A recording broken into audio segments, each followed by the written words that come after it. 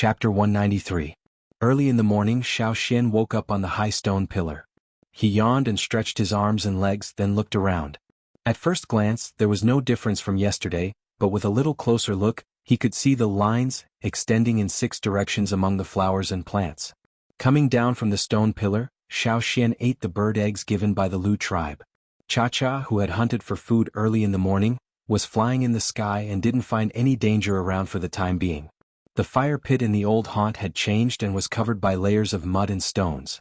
Xiao Xian wanted to dig, but on second thought, there was no fire seat, so it didn't matter whether the fire pit was buried or not. Let's leave it like this for now. With the fire pit as the center, Xiao Xian recalled the illusions he saw last night and walked around.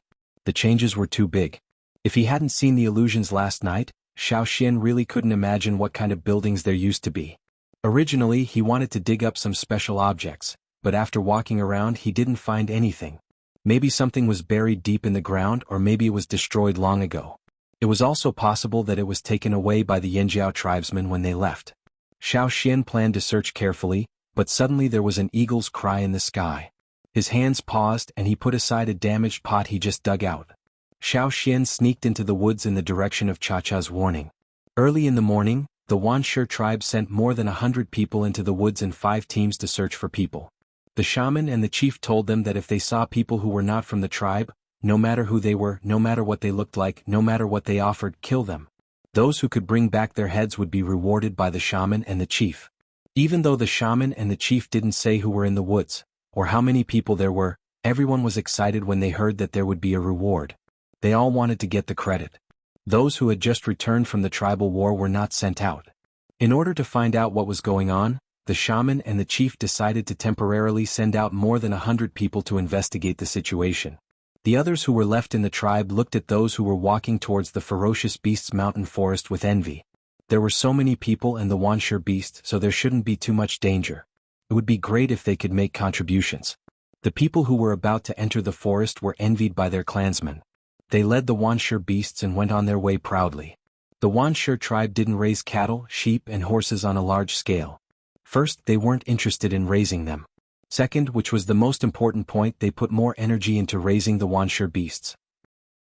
The so-called Wuxia beasts didn't exist naturally. They were bred by the Wuxia tribe using a variety of wild beasts and even some ferocious beasts. They were much stronger than wild beasts. Because the inheritance of the Wuxia beasts was not stable, each generation of the Wuxia beasts was different from the previous generation. For the sake of convenience and fame, the Wuxia tribe named them Wuxia beasts. The Wuxia beasts were bred by directional selection. For hundreds of years, some of them could be inherited stably. However, the Wuxia tribe needed ferocious beasts, which was their first choice. Therefore, even if there were many deformed species and even many defects, they were still kept by the Wuxia tribe. Those beasts with stable inheritance but weak attack power were more often used as food. These Wuxia beasts were larger than the hounds trained by ordinary tribes, and they all looked different. Some looked like dogs, some looked like cats, and some looked like cats. Their sizes were also different, and the patterns on their bodies were even more complicated. The only thing they had in common was that their eyes were very fierce, and they were extremely cruel. When they looked at people, it seemed that they would rush up and bite them. When waging war against other tribes, the Wuxia beasts would also be used by the Wuxia beasts to track those threats that must be killed. The Wuxia beasts were tied by some thick and strong straw ropes that had been soaked in special treatment. If the totem warriors of the Wuxia tribe were not strong enough, they couldn't pull these ferocious beasts and had to prevent them from biting off the ropes. 100 people were divided into 5 teams and entered the ferocious beast's mountain forest. Each team took 3 or 4 Wuxia beasts. They were not close to each other but not too far away. If a team had an abnormal situation, they would whistle loudly and the nearby teams would rush over after hearing it. Although they were very excited by the words of the shaman and the chief when they left the tribe, they couldn't help but feel nervous after entering the ferocious beast's mountain forest. No one spoke, only the Wuxia beasts growled from time to time. They didn't find any abnormalities or any trace of people. They thought that with the Wuxia beasts they could track the target after entering the forest. Unexpectedly, after entering the forest for a while, they met several beasts, but still found nothing. When hunting in the forest, Xiao Xian had already learned how to hide his traces and breath better. There were so many ferocious beasts in the forest that were good at tracking. At that time, they hadn't been discovered when they were hunting, so now they wouldn't be easily tracked by the Wanshi beasts. They entered the forest early in the morning. At noon all the teams were a little tired. They didn't find the target, but they met several threats from other animals and plants. They couldn't hide their figures. Every team had more than 20 people, plus the Wanshi beasts. How could they hide? Besides, they were not good at this. Why can't we find the target? A warrior of the Wanshi tribe said during the break. I really hope we can find the target soon and take his head back to get the reward. Another warrior said with a longing look. You? Let's see who can act faster. I won't give the prey to you. Maybe there is more than one person. Maybe there are several people? Even if there is only one person, we can split him. Someone interrupted. That's right. Anyway, it's up to our abilities. Whoever grabs it will get it. While they were talking, a man on the side suddenly said, Hey, what's that? The leader stood up and walked over to a big stone. Usually they wouldn't care if they saw such a stone. But now this stone didn't seem to be an ordinary stone. From where they were before, they could only see one side of the boulder. When he walked to the other side, he saw the indentations on the boulder that had been scraped away. Who scratched it? The leader asked. The others shook their heads. The scratches on the moss were relatively new. If they weren't scratched by their own people, it meant that someone had been here just now. The leader was not the only one who thought of this. The others also reacted. Someone really came here? Great. What? Yanjiao? What's Yanjiao? The man who saw the words on the stone asked. I heard that there used to be a big tribe here, but it died out later. Could it be this tribe? It's very likely. Speaking of this, a strong excitement rose in everyone's heart. What a big tribe. Although he didn't know what a big tribe was like 1,000 years ago, he could tell from the big tribes in the central region that each tribe had some very precious things. Maybe there were even precious things like jades and fire crystals that people coveted. At the thought of this, everyone in the team was itching. They also knew that the forest was very dangerous and there were many ferocious beasts. But now they had more people and they should be fine if they were careful, right? The people who sneaked into the forest didn't come for this big tribe, did they? Someone said. No, we can't let others take it away. We have to hurry. Without the leader saying more, the others hurried to stand up.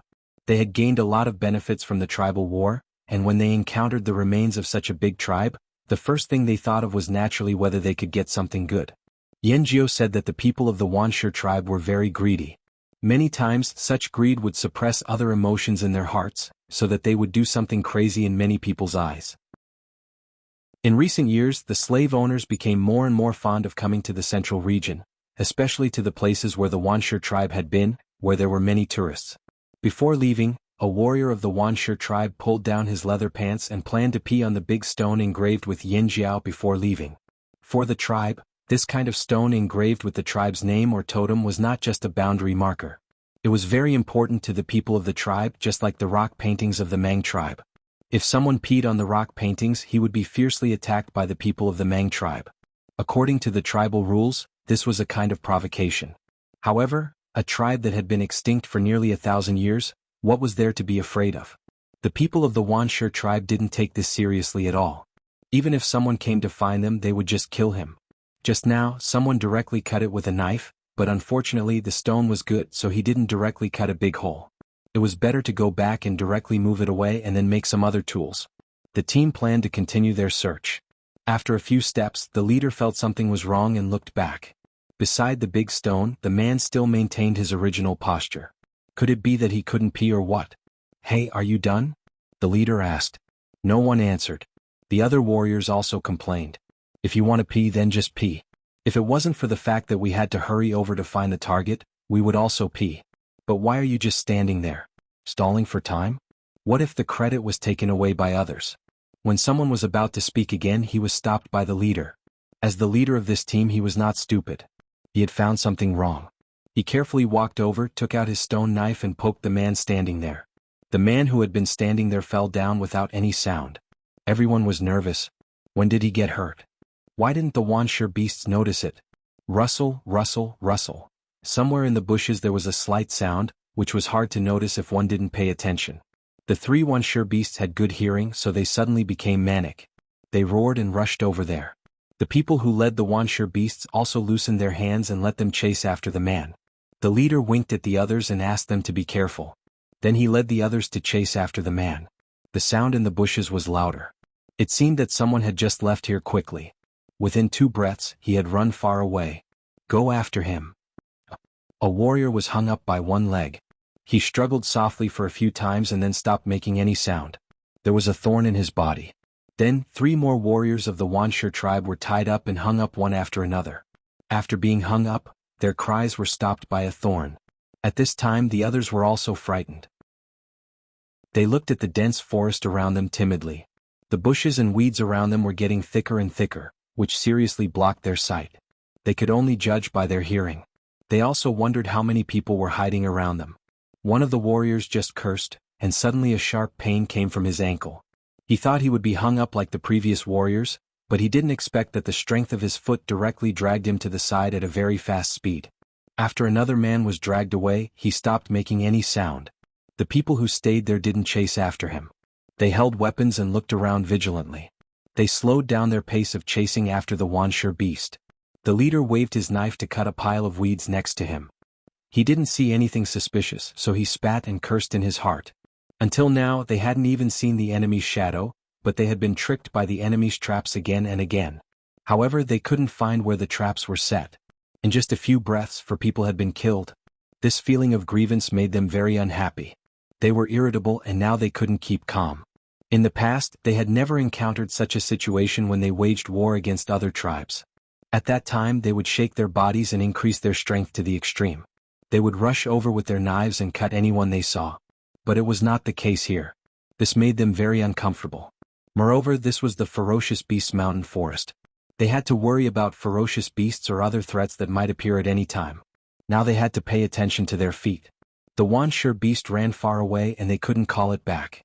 It seemed that someone led the Wuxia beast away first, and then the people hiding in the forest came to deal with them. The leader thought in his heart, "Do you want to blow the whistle?" Someone asked the leader. No. How long had it been? How could he blow the whistle? If others saw it, he would lose face and his prestige would be damaged. The leader's eyes were full of haze. Whoosh. Another person was pulled up by the neck. He opened his mouth but couldn't make a sound. He wanted to shout, but he was tied up so tightly that he couldn't make a sound. His face was distorted. A wooden splinter pierced his neck.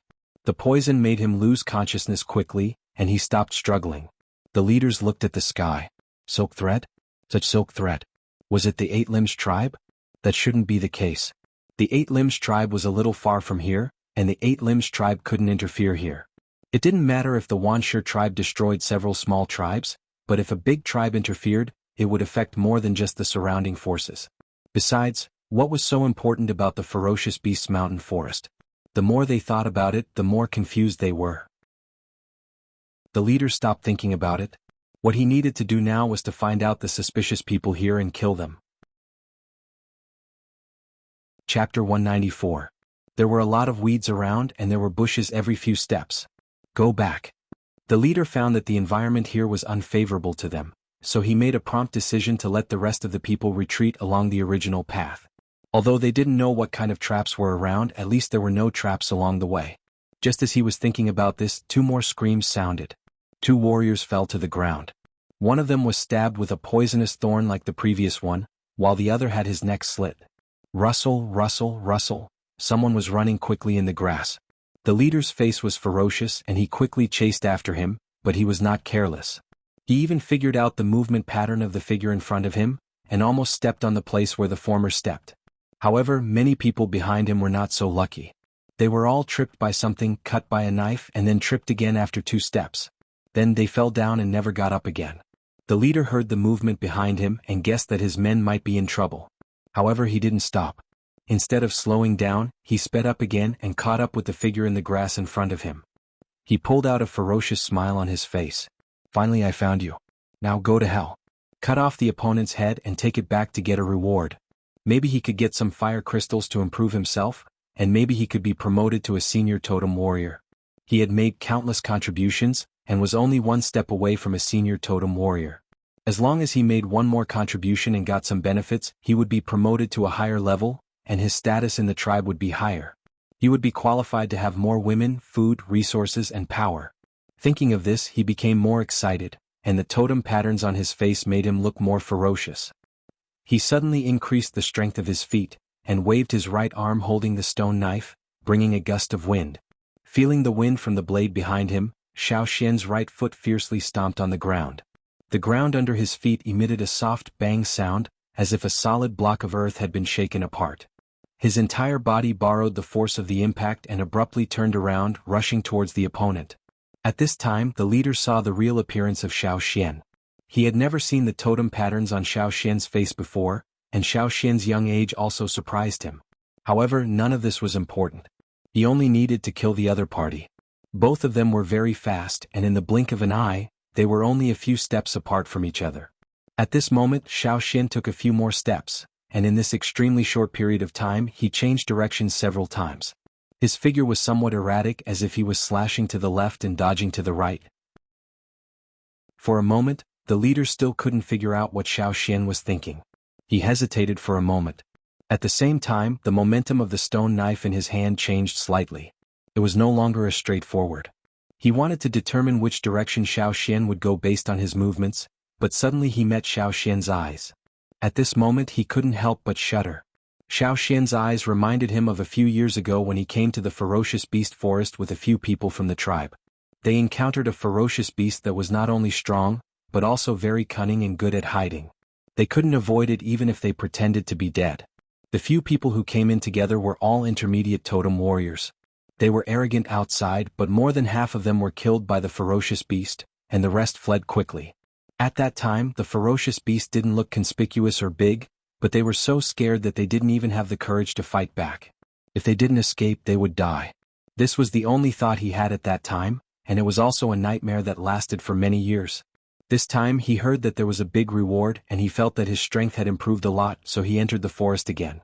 And now he once again had the same thought as back then. At the moment when he met Xiao Xian's eyes, he had an illusion, as if he had returned to the situation at that time, when he faced the ferocious beast that made them tremble in fear. The leader's body paused for a very short moment, and a voice in his heart was screaming, "Run! Run! Run away from here." In this kind of 2 versus 1 battle, the slightest negligence could make the difference between life and death. Blow the whistle.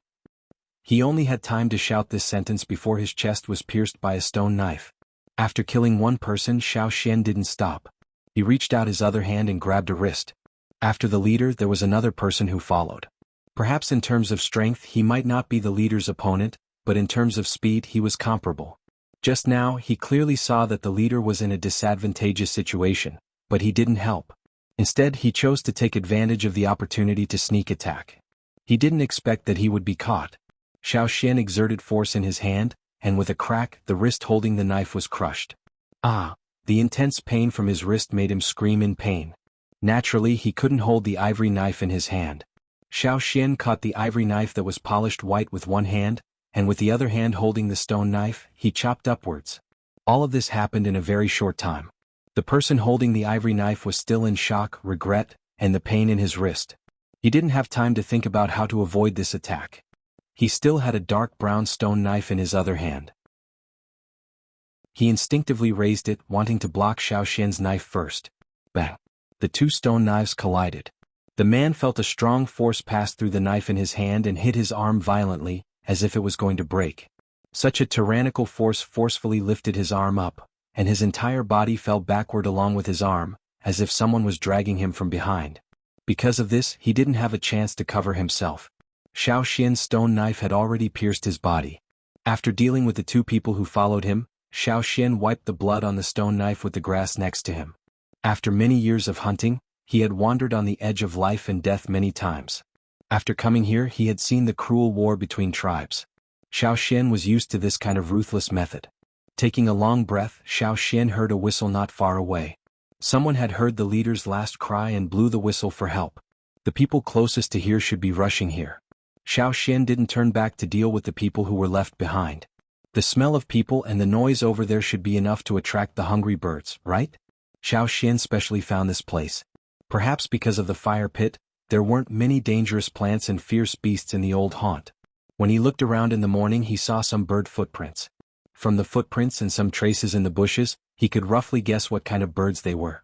They were birds similar to the forest raccos. When they pecked, it was like being hit by a hoe. It was enough to make those people suffer. Looking at the sky and the Cha-Cha's flight path, Xiao Xian didn't pay attention to the people behind him and quickly left. The person who blew the whistle wanted to retreat after seeing the people around him fall down one by one. The reward was built on the foundation of being alive. He didn't want to lose his life. At this moment he heard the leaders shout. Naturally, he blew the whistle as hard as he could. He ran back while blowing the whistle. He was too nervous and didn't pay attention to his feet. He tripped over something and thought it was a trap or some dangerous vines. He didn't even look at it. After a while he realized that it was just a piece of soil. He took a long breath and was about to get up when he heard the sound of footsteps. Did other people come to help? No. Those weren't human footsteps.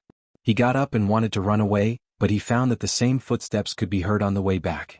A figure jumped out from the bushes and went straight to the person who still had the whistle in his mouth. They didn't have obvious wings. They weren't even as big as the Lu tribe's birds, but they had big beaks. Their eyes were eager. It was the look of someone who saw food. Ah! Screams resounded through the forest. The people who heard the whistle couldn't help but pause and feel a chill in their hearts. At this moment, Xiao Xian, who was already far away, was squatting on a big tree and looking at a bear not far from the tree. There were many kinds of giant bears in the forest, but this one was undoubtedly the strongest among the giant bears. Maybe their weight wasn't the heaviest among the giant bears, but their speed and strength were definitely not weak. They had slender limbs compared to other bears. This characteristic made them look less clumsy than other bears. Instead, it allowed them to walk faster for longer periods of time, move more easily and run faster. It had a short and wide jaw with well-developed muscles, a huge body, and arrogant canine teeth that made people feel intimidated at first glance. And in its mouth, those huge molars could easily crush the bones of many wild beasts and even many ferocious beasts. Sometimes they didn't even hunt for their own food, but directly robbed the prey of other predators. Xiao Xian had encountered several situations where wolves were robbed by giant bears. With just a glance, Xiao Xian, who had followed hunting teams for many years in the forest, could judge that this species was at the top of the food chain, at least in this area. At this moment, the bear was anxiously looking for something. It sniffed, stood up, hugged the tree trunk and licked a fork. Feeling that it was not enough, it easily broke the branch that was as thick as a person's arm with its big palm and put it in its mouth to bite. After a while, it felt bored and threw away the branch that was almost bitten into pieces. It sniffed and continued to follow the smell. At this time, many bears liked to look for honey to store enough nutrients for the winter. Xiao Xian just found some honey and used it to lure the bear. He was alone, but there were at least 100 people from the Wuxia tribe in the forest. This was the old haunt of the Yanjiao tribe. Sometimes you knew it was dangerous but you couldn't take a step back. The old haunt was the reverse scale of the Yanjiao tribe. Even if Xiao Xian couldn't stay here all the time, at least for now, he could try his best to stop those people. It would be better if he could teach them a bloody lesson and make them afraid. Fortunately, there were many ferocious beasts in the forest. It was a strange but familiar environment. Looking at the figure flying in the sky, Xiao Xian slid down from the tree and sneaked into the forest. Chapter 195. The first team that arrived at the whistling place didn't go there, because there were many carnivorous birds eating there. Roughly estimated, there were at least 20 birds. The air was filled with the smell of blood. Looking at the fierce appearance of those big birds fighting for food, they knew it was not easy to deal with them. The leader made a gesture to signal everyone to retreat carefully. They thought they had found the people the shaman and the chief talked about, but they didn't expect to see a flock of carnivorous birds. However, they ignored the Wuxia beast. The Wuxia beasts were the ferocious beasts that were carefully selected. Most of the time they would bite their enemies even if they couldn't defeat them. They were different from the animals that had been successfully branded and tamed. They were not very obedient, and they didn't cooperate well with the people of the Wuxia tribe. When they were wild, no one could control them. Noticing that there were many carnivorous birds in front of them, the 4 Wuxia beasts that came over all growled. They pulled the straw ropes and wanted to rush over. As soon as the Wuxia beasts roared, the people in the team knew they were in trouble. At this time they wanted to poke several holes in the Wuxia beasts with their stone knives. But even if they were angry, it didn't help. The carnivorous birds that couldn't get food over there had noticed the people hiding here. They shouted excitedly and rushed to the people hiding behind the bushes. When one of them moved, the others also rushed over, and then more carnivorous birds followed. The leader couldn't help cursing. He didn't care about hiding anymore. Retreat. The plants here were mainly bushes and weeds. Whether it was the bushes or the surrounding weeds, they were all more than 2 meters tall and grew densely. Even if he wanted to guard his feet before, when he was chased by the group of carnivorous birds, he didn't have much energy to pay attention to it when he started to speed up. Ah! A man's foot was entangled by something. He fell down and felt a pain in his foot. When he saw clearly what was on his foot, he cut off the vine that entangled his foot. When he started to run again, he slowed down a lot. Soon, he was surrounded by the carnivorous birds that rushed over quickly. Some people brandished their swords at the carnivorous birds, but not only did they fail to chase the birds away, but they also provoked the birds' bloodlust, and they chased and pecked even more fiercely. There was more than one person who had stepped on the traps in the bushes. Here one would not be tied up and hung from the trees. The simple traps made of vines that were similar in color to the weeds would only cause those who were trying to escape to stumble. The poison on the vines was not fatal, but at this time, it was almost like a death sentence. Some were slapped to the ground by its claws, some were sent flying by its head, and some were killed by its beak. No matter how fierce the four Wuxia beasts were, they couldn't withstand the attack of the birds. Seeing the Wuxia beasts break into their territory, the birds were angry. They were as fierce as the Wuxia beasts bred by the Wuxia tribe. For a moment, the sounds of people shouting, birds chirping, and beasts roaring continuously rang out. Ever since the previous squad, this squad had also tasted the tragedy of losing a third of their members in a short period of time. Climb the tree. Find a tall tree and climb up. Out of the weeds they saw the woods in front of them. Everyone was happy. As long as they climbed up the tall trees, these birds that could not fly would not be able to do anything to them. When a warrior was about to climb up, his hand had already grasped the branch, but a wooden thorn shot out from nowhere and pierced his hand. The numbness and pain in his hand made him lose his grip and fall down. Then he was trampled on the ground by the carnivorous birds that chased after him. There are people around. Be alert. The leader's eyes flashed and he glanced at the surrounding woods. A man who had climbed up the tree was pierced by a wooden thorn in his leg. He quickly pulled it out and felt a numbness and pain in his leg. Fortunately, he was now in the tree and did not fall down. Just when he was thinking about this, he caught a glimpse of a figure flashing by. Be careful. The leader reminded him. Unfortunately, he was still a step too late. By the time he rushed over, that person had already been stabbed and was no longer breathing. There were already 7 carnivorous birds below. They still had more than 10 people. They did have the advantage in numbers. If they really fought, they might not lose. But now no one wanted to fight with these birds. Moreover, there were other people hiding around, ready to kill at any time. The leader made a prompt decision. Go from the tree. The trees were not too far apart. With their ability, jumping from tree to tree was still possible. Be careful, there might be. Before the leader could finish his words, he heard a slight buzzing sound, like the sound of a thin thread being flicked. When someone jumped from the tree, he touched a thin thread that was not easy to notice. Whoosh whoosh whoosh whoosh. Wooden thorns that were half an arm's length shot out from the leaves and grass towards the people who were jumping between the trees. They had to use their swords to block the wooden thorns. If someone was not careful and got stabbed, he would be targeted by the carnivorous birds after falling down. After dodging the wooden thorns with great difficulty, just as he steadied himself on a branch, he was stabbed by someone who quietly approached him. This. The leader of the group widened his eyes filled with shock. He saw Xiao Xian's appearance, but he couldn't recognize which tribe the totem patterns on Xiao Xian's body belonged to. But he could see that Xiao Xian was very young. Which tribe are you from? The leader's back was covered with a layer of cold sweat. Such a young and powerful person couldn't be from a small tribe. Just like the leader of the previous team, the leader's first thought was the 8 Limbs tribe. But the totem patterns of the 8 Limbs tribe were not like this. Who on earth was he? While the leader was still in shock, Xiao Xian bent his right knee slightly, and the soles of his feet stomped on the branches. Like a fierce tiger coming down from the mountain, he quickly rushed towards the leader.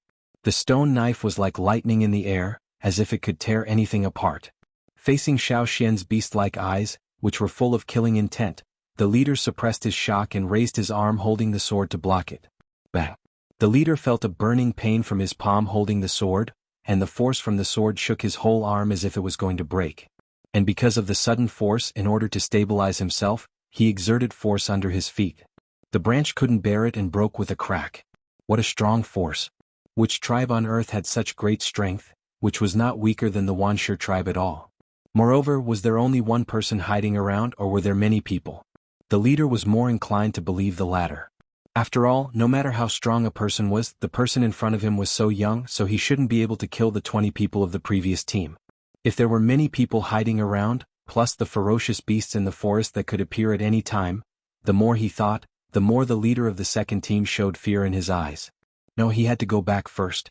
After falling to the ground because of the broken branch, he saw the carnivorous birds rushing over again. Ignoring the others who didn't follow him, the leader shouted and turned around to run away. In that direction, the other team should be coming over as well. They just wanted to get away from here as soon as possible. Someone whistled, hoping that the other teams would come to help. After the strike, Xiao Xian didn't continue to chase them. Instead, he jumped into the forest and soon disappeared. The leader and several soldiers who were still alive ran for a while and didn't hear the birds again, so they slowed down a little. But it was too early for them to be relieved. A roar suddenly sounded, and a figure nearly 4 meters high rushed out from behind the forest. The people who thought they had just escaped a disaster felt as if they were thrown into a cold river in winter, chilling them to the bone. Ferocious beasts again. The bear waved its huge paw and gave these people a surprise attack. The soldier closest to it was directly sent flying, spitting out blood as he flew. It followed the delicious honey and came here. It heard the sounds of the big birds and also heard the voices of the people. It always thought that this area was its territory. Those birds were not a big deal, but these people of the Wuxia tribe were completely strange to it, and it regarded them as intruders. Of course, it was angry that its territory was invaded. So, after hearing the noise and smelling the smell, it ambushed here. When the prey came to its door, it rushed out. As one of the ferocious beasts that could play dead and use tricks, the Yinjiao tribesmen were always afraid of the giant bear's lethality. When hunting, they mostly avoided the giant bear's place and only occasionally hunted one. For the people of the Wuxia tribe who didn't often fight with ferocious beasts, it was a nightmare. After slapping away one person and biting 2 to death, it was cut several times on its body, which made it even angrier. Whoosh, whoosh. 3 spears were shot at the bear. It was the third team. The bear dodged 1 spear, but 2 spears were stuck in its body, but it wasn't seriously injured. If it hadn't dodged in time, its vital parts would have been hurt. Roaring, it didn't attack those people. Instead, it turned around and ran away. If it couldn't beat them, it had to run away. 4 Wuxia beasts were chasing it. While dodging the spears and arrows shot by the warriors of the Wuxia tribe, it also had to deal with the 4 Wuxia beasts, so it got more and more injuries. The spears and arrows were poisoned, but because of its strong resistance to poison, it could resist for a while, but it was hard to say whether it would survive for a long time. "Let's kill it," a warrior of the Wuxia tribe said. Even if they didn't find the person mentioned by the shaman and the chief, they could bring back a ferocious beast, which could at least reduce the chief's anger. "Kill?" the leader of the third team finally said. They didn't dare to provoke the ferocious beasts in the forest, but now this ferocious beast was injured and they met it. No matter what happened to the people of the other 2 teams, this ferocious beast must be theirs. "Kill?" Seeing that the bear still wanted to run away, the warriors of the Wuxia tribe hurried to catch up with it. It was rare to meet such an injured ferocious beast, so they had to kill it. More than 20 people rushed over, plus several warriors of the second team who were still alive, all chased after the bear. They thought that they would kill the bear first and then find the person hiding in the forest. Xiao Xian stood on a tree, using the dense branches to hide his figure, watching those people chasing the bear. He looked at the sky and counted the time in his heart. After a few breaths, Xiao Xian looked in the direction of those people. A roar that was different from the previous bear's roar almost shook the entire forest. The reason why the ferocious beast was called a giant bear was that it was not only 3 or 4 meters long. This was just a baby bear. Generally speaking, such a baby bear was likely to be guarded by a mother bear. Xiao Xian had found a bigger bear paw print in a place before. That kind of giant bear was not only smart but also vengeful. When it was really angry, it would hysterically chase and kill. Chapter 196. Many people went there, but some didn't follow them. Compared to fighting against the ferocious beasts, they valued their own lives more. Even if they were a little hesitant after hearing the roar, they could guess what happened to the people who went there. Fortunately, they didn't follow them. Taking a deep breath, the people hiding in the bushes rejoiced for their choice. Xiao Xian, who had already sneaked in, jumped down from the branch and chopped down with his stone knife. Another person fell down. Xiao Xian counted in his heart, and the stone knife in his hand cut horizontally to the side, cutting a biting snake into 2 halves. Without looking at the 2 parts of the snake's body and the dead man on the ground, Xiao Xian went to the giant bear. Over there, the bear with many bites on its body and several spears and arrowheads stuck in its body was lying on the ground. It howled at the giant bear that was rushing over, and then bared its teeth and roared at the direction of the people of the Wuxia tribe, as if it was telling the mother bear that was rushing over. "Mother, they bullied me." The giant bear, who had always thought that it was the king of this forest, was furious and crazy. Its murderous aura could be felt from far away. The other wild beasts and ferocious beasts in the surrounding forest all avoided it. Even the group of carnivorous birds obediently retreated back to their nest. After tearing a Wuxia beast, the giant bear's mouth was full of blood. The blood of the Wuxia beast dyed the 4 arrogant canine teeth red, and the blood dripped down. When it roared, some blood fog came out of its mouth, which was the blood of humans and Wuxia beasts. When the giant bear was angry, the hunting group of the Yinjiao tribe would absolutely avoid it. The people of the Wuxia tribe who were targeted by the giant bear were almost killed by its paws. "Run in different directions," the leader roared. In the ferocious beasts mountain forest, they were most afraid of encountering ferocious beasts. If it were ordinary ferocious beasts, they could try to kill them. But the giant bear in front of them, they didn't dare to fight with it. They could only run for their lives. Those who remained would all be wiped out one by one. Run? At a time like this, they didn't have to run very fast. As long as they were faster than the others, they would be safer. Everyone in the Wuxia tribe knew this. A warrior of the Wuxia tribe who was running in the front had never felt so lucky about his speed advantage. His strength was not greater than others, but in terms of speed, even the leader might not be faster than him. When this person ran away from the forest and passed by a slightly open area, a figure suddenly flashed across the sky and caught the person who was running quickly. The man felt as if he was being bound by a hard rock, and no matter how hard he struggled, it was useless. Poof! The sharp claws pierced through his body, and before he died, he saw the creature that had grabbed him. Unexpectedly, after dodging the giant bear, he fell into the claws of another ferocious beast. If he had a choice, he would definitely not enter this forest. However, he had no other choice. Those who scattered to escape were harvested by Xiaoxian and Cha-Cha. One day later, bang! Stone swords collided with stone swords. Although the swords didn't crack, stone powder burst out from the collision and splashed around. Xiaoxian's perlicue was torn by the impact and vibration of the swords, and blood flowed down along the handle. A figure flashed across the sky. Because of this, the opponent paused a little, guarding against the attack in the air. Xiaoxian didn't pay attention to the wound on his hand. He twisted his ankle, bounced up, and made another powerful chop. When the swords passed through the air, they made a small whistling sound. Feeling the brutal force from the swords, the people in front of Xiaoxian had all kinds of guesses in their hearts. Fast, brutal force, fierce attack, who on earth was this guy? 5 teams, more than 100 people, and nearly 20 Wuxia beasts. Now how many were left? After the first slash, Xiaoxian continued with the second slash, the third slash, the fourth slash. Slash after slash, he had to disrupt his opponent's movements before he calmed down.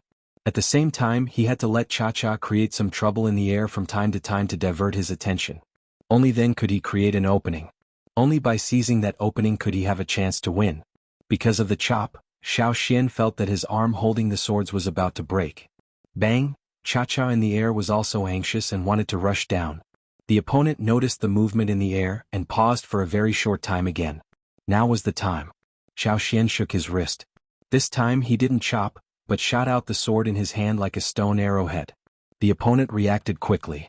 He quickly stepped back and blocked the tip of the sword with the body of his sword. But when Xiaoxian shot out the stone sword, he took a step forward, and the ground under his feet sank instantly. Grabbing the handle of the stone sword that was blocked, Xiaoxian didn't care about the sword coming from the left. He chopped at the opponent as if he wanted to die together with him. Fast. Xiaoxian felt that this chop was faster than any chop he had made before. Even though his hand was lacerated and his arm bones were about to break, he still felt that this chop was the fastest chop he had made since the beginning of the hunt. He could feel that his control of the stone sword was more skillful and precise. Blood spurted out from the side of the opponent's neck. Xiaoxian moved his body slightly, and his chest was hit by the opponent's horizontal chop. The opponent widened his eyes. He had hit him several times, but why didn't this guy get hurt? Another chop. Xiaoxian looked at the dead man on the ground and shook off the blood on his stone sword. The man on the ground was the leader of the 4th team of the Wuxia tribe. Different from the previous ones, this man was a senior totem warrior. Xiaoxian had to take advantage of the disturbance of the giant bear to launch several sneak attacks to get some results. Although the Wuxia tribe didn't have a good reputation, they were still powerful enough to be called one of the strongest tribes in the central region. Senior totem warriors were much more difficult to deal with than intermediate totem warriors. Xiao Xian's arms and calves were covered with cuts. Only the part from his torso to his knees, his animal skin coat and trousers had many cuts, but he didn't bleed much. Even the last chop from the opponent didn't make Xiao Xian bleed. Xiao Xian opened a cut on his animal skin coat and looked at the specially sewn leather coat inside. It was made from the skin of the insects he caught when he went to the Eagle Mountain with Cha-Cha. He was the one who had blocked the most dangerous attacks. When Xiao Xian picked up the insect skin, he didn't expect it to have such an effect. However, although he blocked those cuts and wasn't hurt, he suffered a lot of internal injuries. Some of his ribs were also broken. Quietly looking at the man on the ground, Xiao Xian felt the internal and external injuries caused by the bloody battle in the past 2 days. After this incident, he knew that he still had many shortcomings and couldn't underestimate anyone. If there were 2 more senior totem warriors, the result would be completely different. The smell of blood had spread in the air. Xiao Xian touched the wound on his arm, raised his head to look at the sky and walked into the woods. Soon there was not much left. Not long after, he saw the people of the Wuxia tribe fleeing in different directions. Holding a knife, Xiao Xian rushed up before they attacked. 1, 2, 3, he hadn't rested for 2 days and 1 night. If it weren't for his strong body, he wouldn't have been able to continue such a bloody battle until now. When the sun began to set over the mountains again, Xiao Xian was covered with blood, holding a knife and walking in the direction of the old haunt. The knife left by the ancestors might be made of superior stone, but after a battle, it was inevitable that there would be many marks on the knife, and there were many nicks of different sizes on the blade. He had to find a good whetstone to polish it again. Xiao Xian thought. In the air, Cha-Cha looked around vigilantly. Although most of those annoying people had been killed, he still had to be careful. Now Xiao Xian didn't have much strength. Looking at the standing stone not far away, Xiao Xian walked over and put his bloody palm on the part of the stone where the moss had been removed, next to the 2 words Yanjiao. Taking a deep breath, Xiao Xian sighed and took back his hand. He caught a fruit thrown by Cha-Cha and ate it to moisten his dry throat. He simply applied the herbs he found to his wounds, rubbed his aching chest and stomach, and guessed how serious his internal injuries were. Looking around, Xiao Xian walked quickly towards the direction of the fire pit in the center of the old haunt. On the side of the Wuxia tribe, the chief stood at the border of the tribe with a gloomy face, looking in the direction of the ferocious beasts' mountain forest. Next to him, the shaman of the tribe also stood quietly with a gloomy face. Since yesterday, people came back from the ferocious beasts' mountain forest one after another, all wounded and embarrassed. They didn't bring back any useful information. Some said they were scared by the ferocious beasts, and some said they were chased by people hiding in the forest. No matter which one it was, it cast a shadow over the hearts of the people of the Wuxia tribe. The joy of winning the war with the other tribes not long ago was gone. In front of them, another person staggered back. The chief signaled several people around to bring him over. How many? The shaman asked. 6. The chief's face became gloomier. More than 100 people, but now only 6 came back. Moreover, there was no chief among them. None of the Wuxia beasts came back. Looking at the man who was brought over, the chief of the Wuxia tribe strode to him. Seeing the chief's face, the man trembled.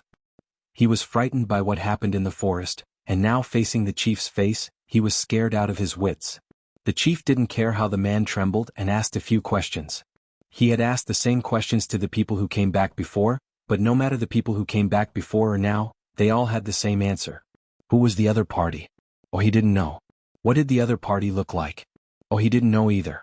Was the other party a human or a ferocious beast? Oh, he still didn't know. More than 100 people, but less than 10 came back. Moreover, he didn't even know whether the other party was a human or a beast. When the chief was angry, he didn't say a word but directly hit. No, this time he directly kicked. He kicked the man who knelt in front of him away. Ignoring the man's life, the chief went back angrily. Chapter 197. The people of the Wuxia tribe, because of this test, temporarily gave up the idea of entering the forest. But at the same time, they also took precautions against the ferocious beasts forest. Except for the Wuxia tribe, they would pay attention to the movements of other people who entered the forest. Before they were fully prepared, they wouldn't send anyone there for the time being. This was the result of the discussion between the Wuxia tribe's shaman and the chief. They didn't like to see other forces that were a threat to them in the ferocious beast forest, but at the same time, they had an escape mentality. They felt that as long as there was no greater threat to their tribe, they would put this matter aside for the time being. Perhaps, when everything was more stable, they would send people there again. While the people of the Wuxia tribe were talking about the ferocious beasts forest, Xiao Xian walked to the old haunt with injuries and walked towards the fire pit. However, after 2 steps, Xiao Xian looked in another direction. "Come out yourself, or should I drag you out?" After Xiao Xian's voice fell, a head popped out from behind a collapsed stone house full of moss and other plants. I can come out myself." It was a thin young man who looked a little embarrassed. There were many scratches on his animal skin clothes, some caused by knives, some by branches in the forest. The man looked at the knife in Xiao Xian's hand with fear and forced a smile. "I mean no harm. I also helped you kill 8 people of the Wuxia tribe." "I only saw 4. Xiao Xian stared at the stranger who appeared. The other party didn't seem to mean any harm. When he killed the people of the Wuxia tribe, he also saw several people with different wounds. Although he exaggerated, the other party's words were not completely wrong. However, he still had to be vigilant. He was now in a state of exhaustion, and the other party was a stranger he didn't know, so he had to be careful. The man choked. He didn't expect that Xiao Xian, who had been assassinating people of the Wuxia tribe, would notice how many people he killed. He wanted to say, "There are some you didn't notice," but when he met Xiao Xian's eyes, he trembled and laughed. "Well, I only killed 4. I was forced here by the people of the Wuxia tribe." Xiao Xian did not say anything. The other party thought for a moment and took 2 steps towards Xiao Xian, but still maintained a distance of about 10 meters. As soon as he moved, Cha-Cha swooped down from the sky and stood on the ground, spreading its wings and staring at the enemy with its eagle eyes. Xiao Xian comforted Cha-Cha. "It's okay." Cha-Cha's appearance startled the man, and he quickly hid behind the collapsed stone house.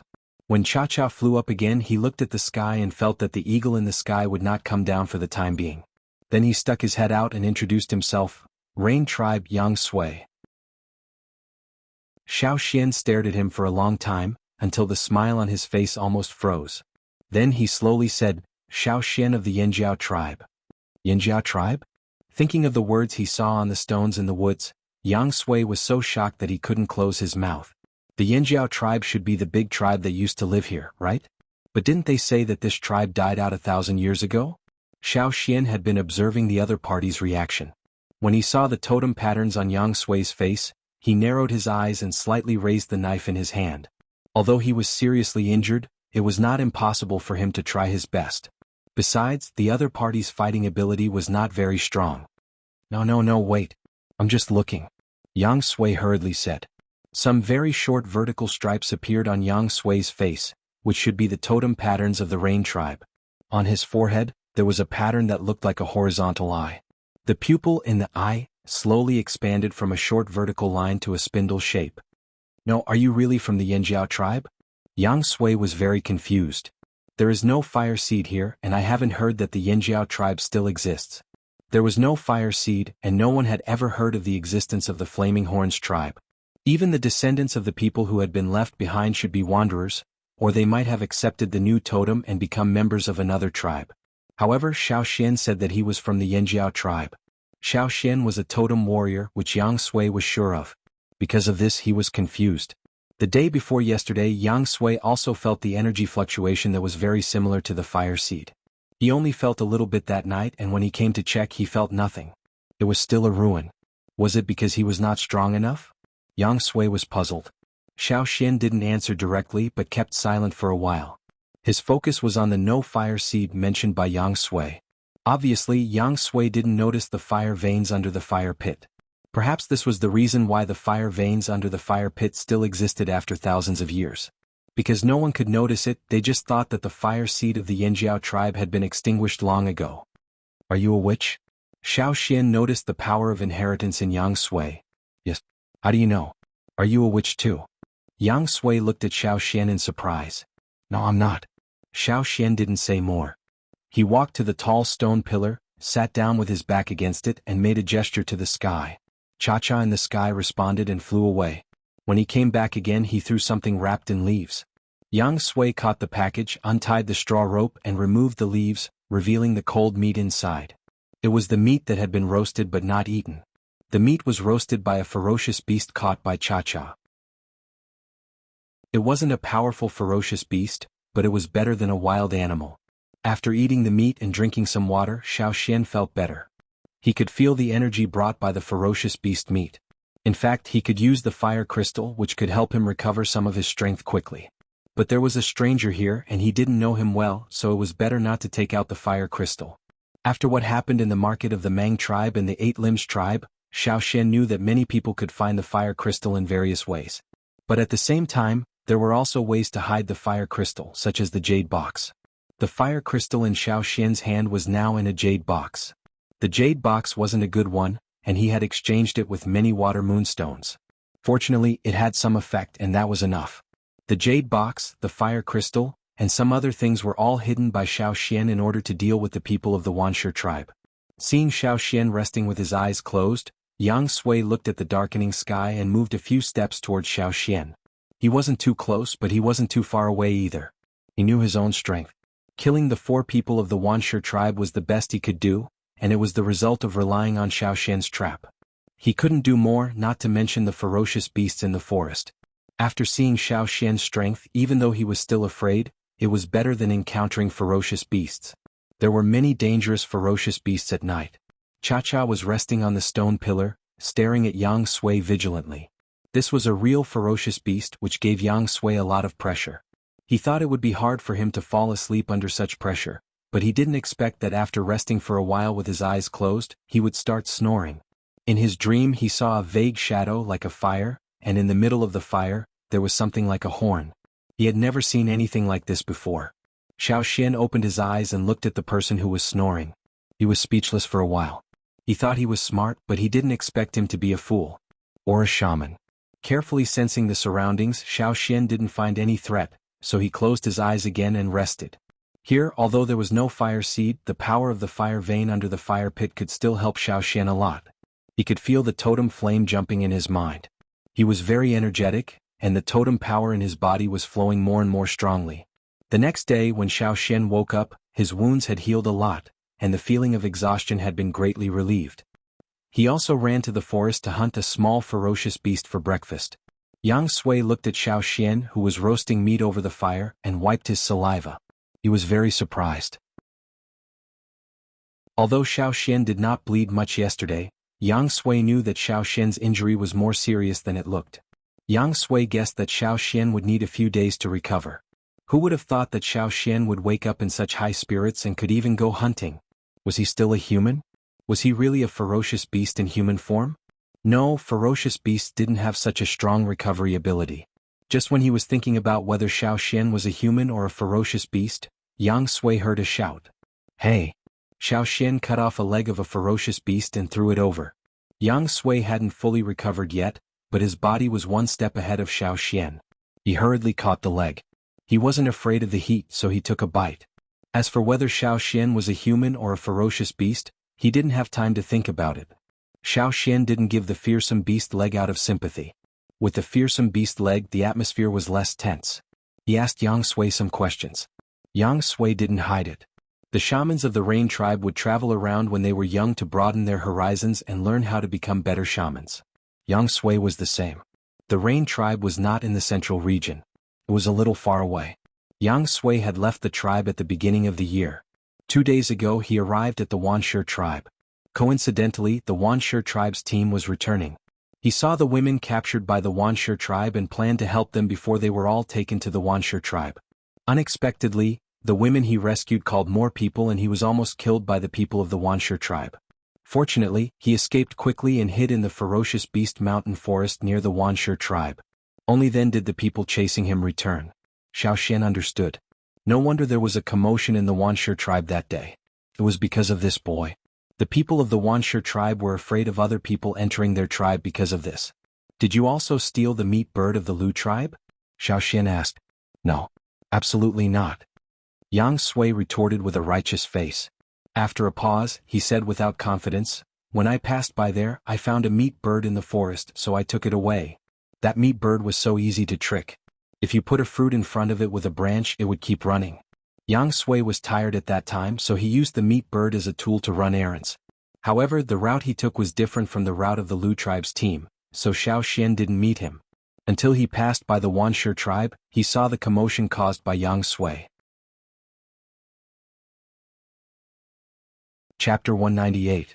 Since leaving the Rain tribe, Yang Sui had spent most of his time with some traveling teams. He had developed the habit of chatting with others when he was free. Just like now when Xiao Xian asked him, he couldn't stop talking. Yang Sui told Xiao Xian about the places he had been to, the people he had met, and the tribes he had visited after leaving the tribe. These were not secrets and he wanted to show off. In many tribes, most people wouldn't have the chance to walk around like this, nor would they have the courage to do so. However, Yang Sui had not only done it but also lived until now. In fact, I'm not the real shaman of our tribe. When I go back this time I'll be able to take over. Yang Sui said proudly. Isn't your tribe afraid that you'll have an accident? Xiao Xian asked. There's nothing we can do about it. This is the rule set by our ancestors. If I die, there will be another person who will continue on this path until someone succeeds. Only then will he be qualified to take over the position of shaman, Yang Sui said. Thinking of something, Xiao Xian asked, if the shaman leaves the tribe and has an accident, will there be a next shaman? Of course there will be. Yang Sui was surprised that Xiao Xian didn't even know this. However, he glanced at the knife in Xiao Xian's hand. For the sake of Xiao Xian's animal leg, he said, as long as there's a fire seed, we can make another one. It's just a little troublesome to cultivate. Every tribe has a different way of selecting shamans. As for the chief, it's even simpler. Whoever is more capable will be the chief, according to the rules of the tribe. In other words, as long as there's a fire seed, everything will be fine. If there's no fire seed, everything will be gone. That's right. That's why I'm confused. Where's the fire seed in Yanjiao? It's not here. Oh. Seeing that Xiao Xian didn't want to say more, Yang Sui didn't ask any more. When it came to the secrets of the tribe, no one would say more. After thinking about Yang Sui's words, Xiao Xian thought of the way the Yanjiao tribe's shamans were passed down and sighed. TSK, the incomplete fire seed of the Yanjiao tribe was not fully functional. Instead of talking about the fire seed, Yang Sui talked about the Yanjiao tribe that had been annihilated nearly 1,000 years ago. The Lu tribe was also an old tribe with a long history in the central region. They were able to establish themselves in the central region not only because of their talent in breeding, but also because of the ancestors of the Lu tribe. The ancestors of the Lu tribe? Xiao Xian didn't expect to be able to trace back to that time. I heard it from others. Yang Sui had been traveling around for a year, so he knew a lot of things. It is said that nearly 1,000 years ago, the ancestors of the Lu tribe helped several large tribes in the central region when the world changed. At that time, there was a shortage of food, so many people had their eyes on the Lu tribe. However, the ancestors of the Lu tribe were also very powerful. Not only did they provide food for the other large tribes, they also taught them some better breeding techniques. Although many people learned how to breed, they still couldn't breed as good as the people of the Lu tribe. However, at least the crisis was alleviated. At that time, the ancestors of the several tribes made a win-win agreement, so the Lu tribe was protected. Until now, the several tribes have been in close contact with each other. Just like what Yang Sui said, there were many simple techniques. Even if other people tried to do the same, the result would not be as good as the Lu tribes. In the areas where there were many human tribes, most of the food came from farming and breeding. Many tribes in the central region had large areas for farming and breeding, and the scale was even larger than what the ancestors of the Yanjiao tribe had recorded. There was no doubt that in the past 1,000 years, breeding and farming had developed greatly. It seemed that he would go to the Lu tribe to learn more if he had the chance. Xiao Xian thought. After staying in the old haunt for 2 more days, Xiao Xian decided to leave. Winter was coming and the temperature had dropped significantly. He had to find someone. Where are you going? Yang Sui asked. The Longboat tribe. Ah, what a coincidence. Me too. I'm going back to the Rain tribe. It's not a long way to go. Yang Sui didn't know how long it would take to find a traveling team on the same route after leaving the ferocious Beast Mountain forest. Even if he found one, he wasn't sure whether that team was safe or not.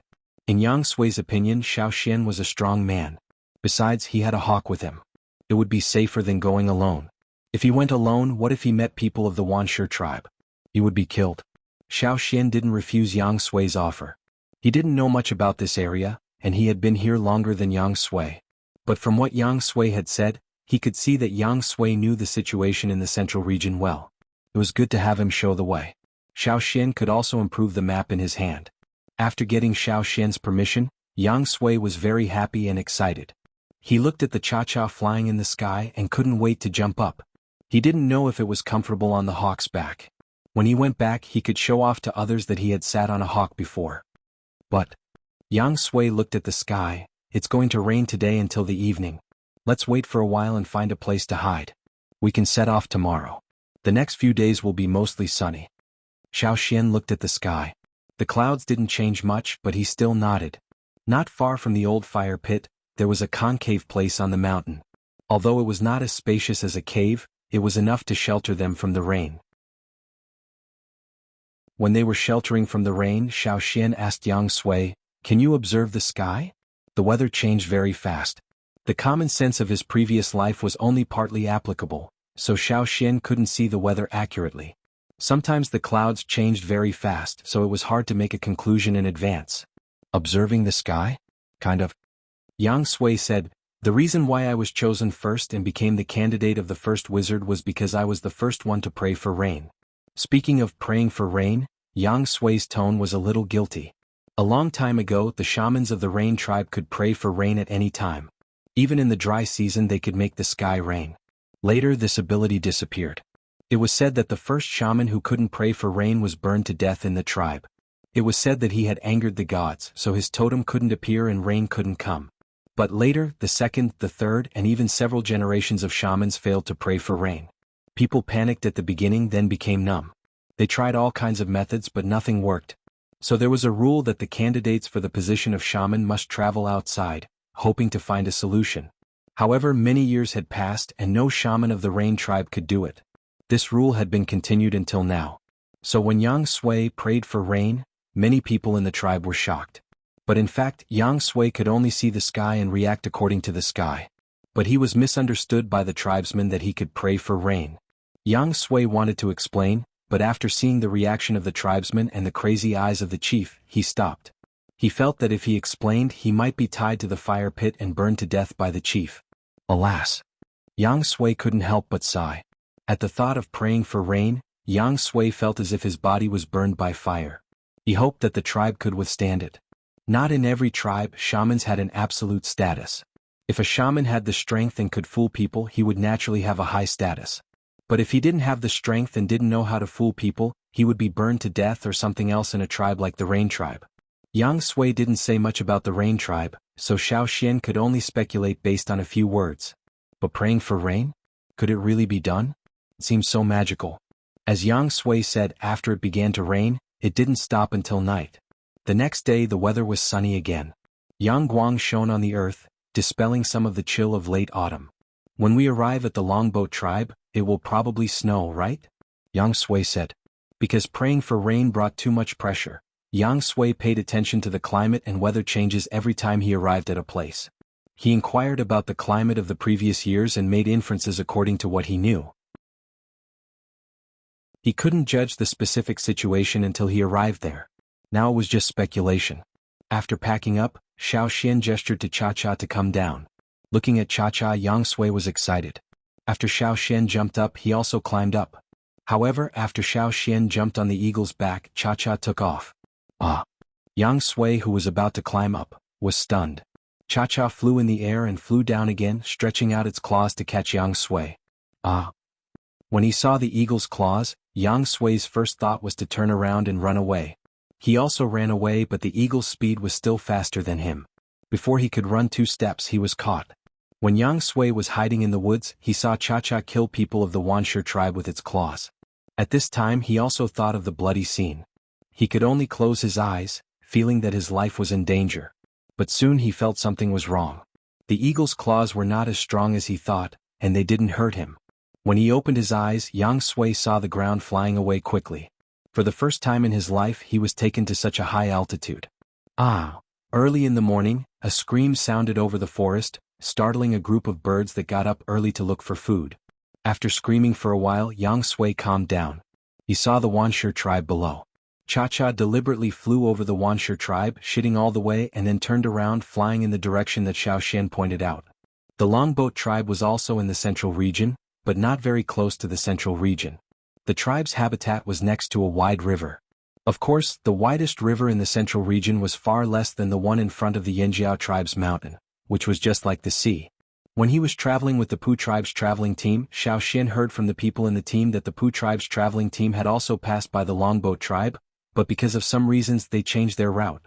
Xiao Xian's understanding of the Longboat tribe came from the travelers. The Longboat tribe was good at building ships. It was said that the Longboat tribe built the first ship in the central region, and later, it developed into a fleet, which was also the characteristic of the Longboat tribe. When there was no metal, how could the big ships mentioned by the travelers be made practical and sturdy? Xiao Xian was very curious about this. Chapter 199.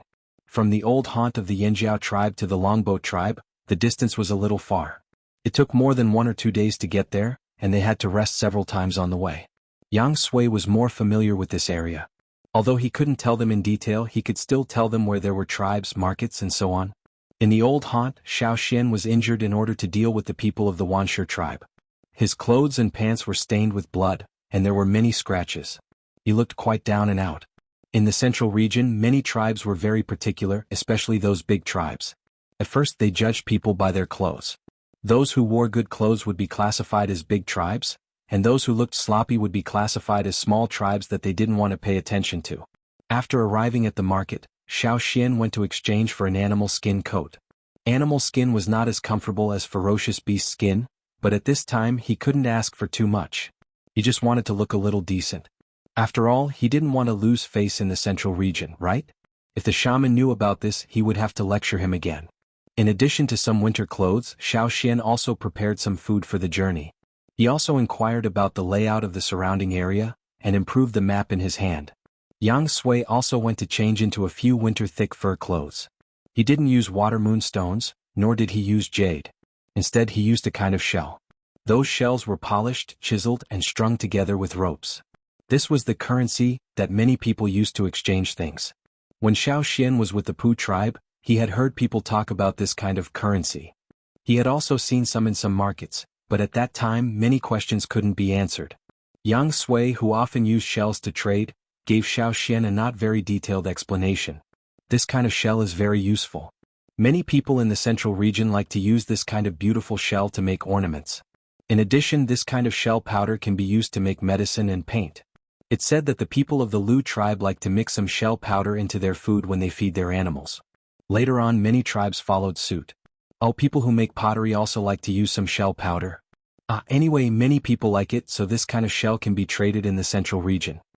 Yang Sui handed a seashell to Xiao Xian. In our tribe, it is said that people from the distant seaside often bring a lot of these shells. We only need to exchange a few things for a large number of shells. I brought a lot with me when I left the tribe. Speaking of this, Yang Sui was proud.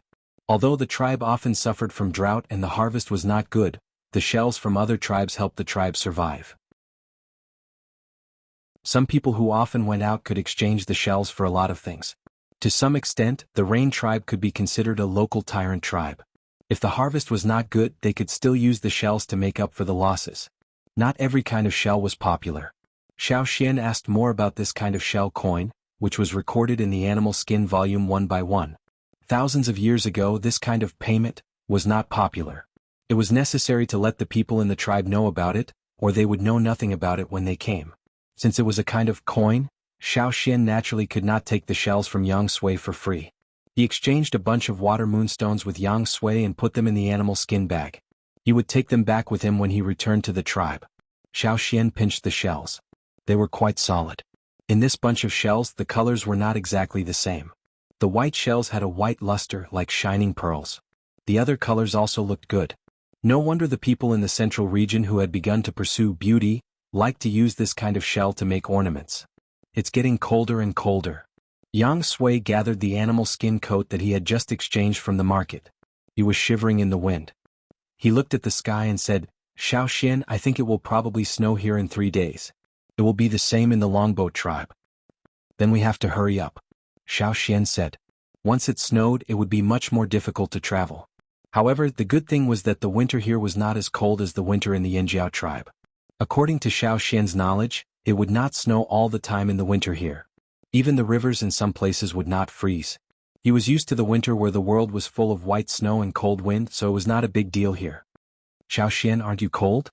Yang Sui looked at Xiao Xian, who was wearing a thin animal skin coat, and asked, "I'm fine."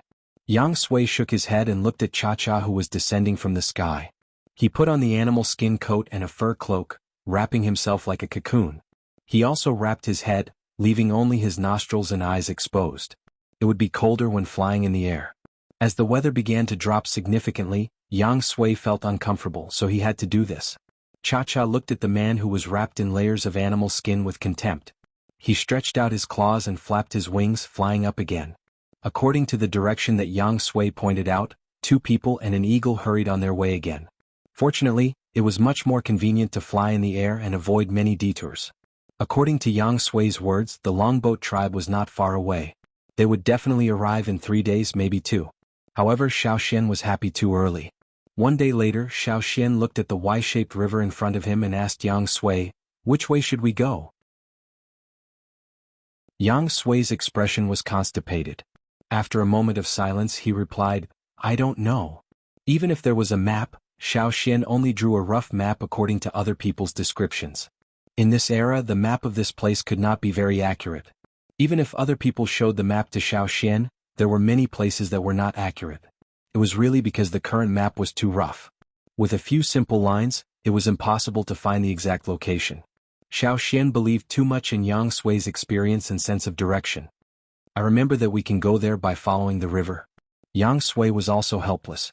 He had followed the traveling team from the other side of the longboat tribe to the central region, which was not far from this river. He remembered that he had been walking near the river.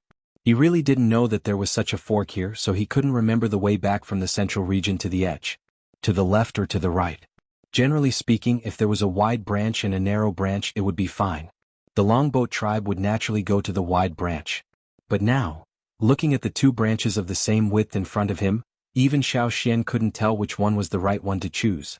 There was not a single person in sight, nor were there any traces of human activity nearby.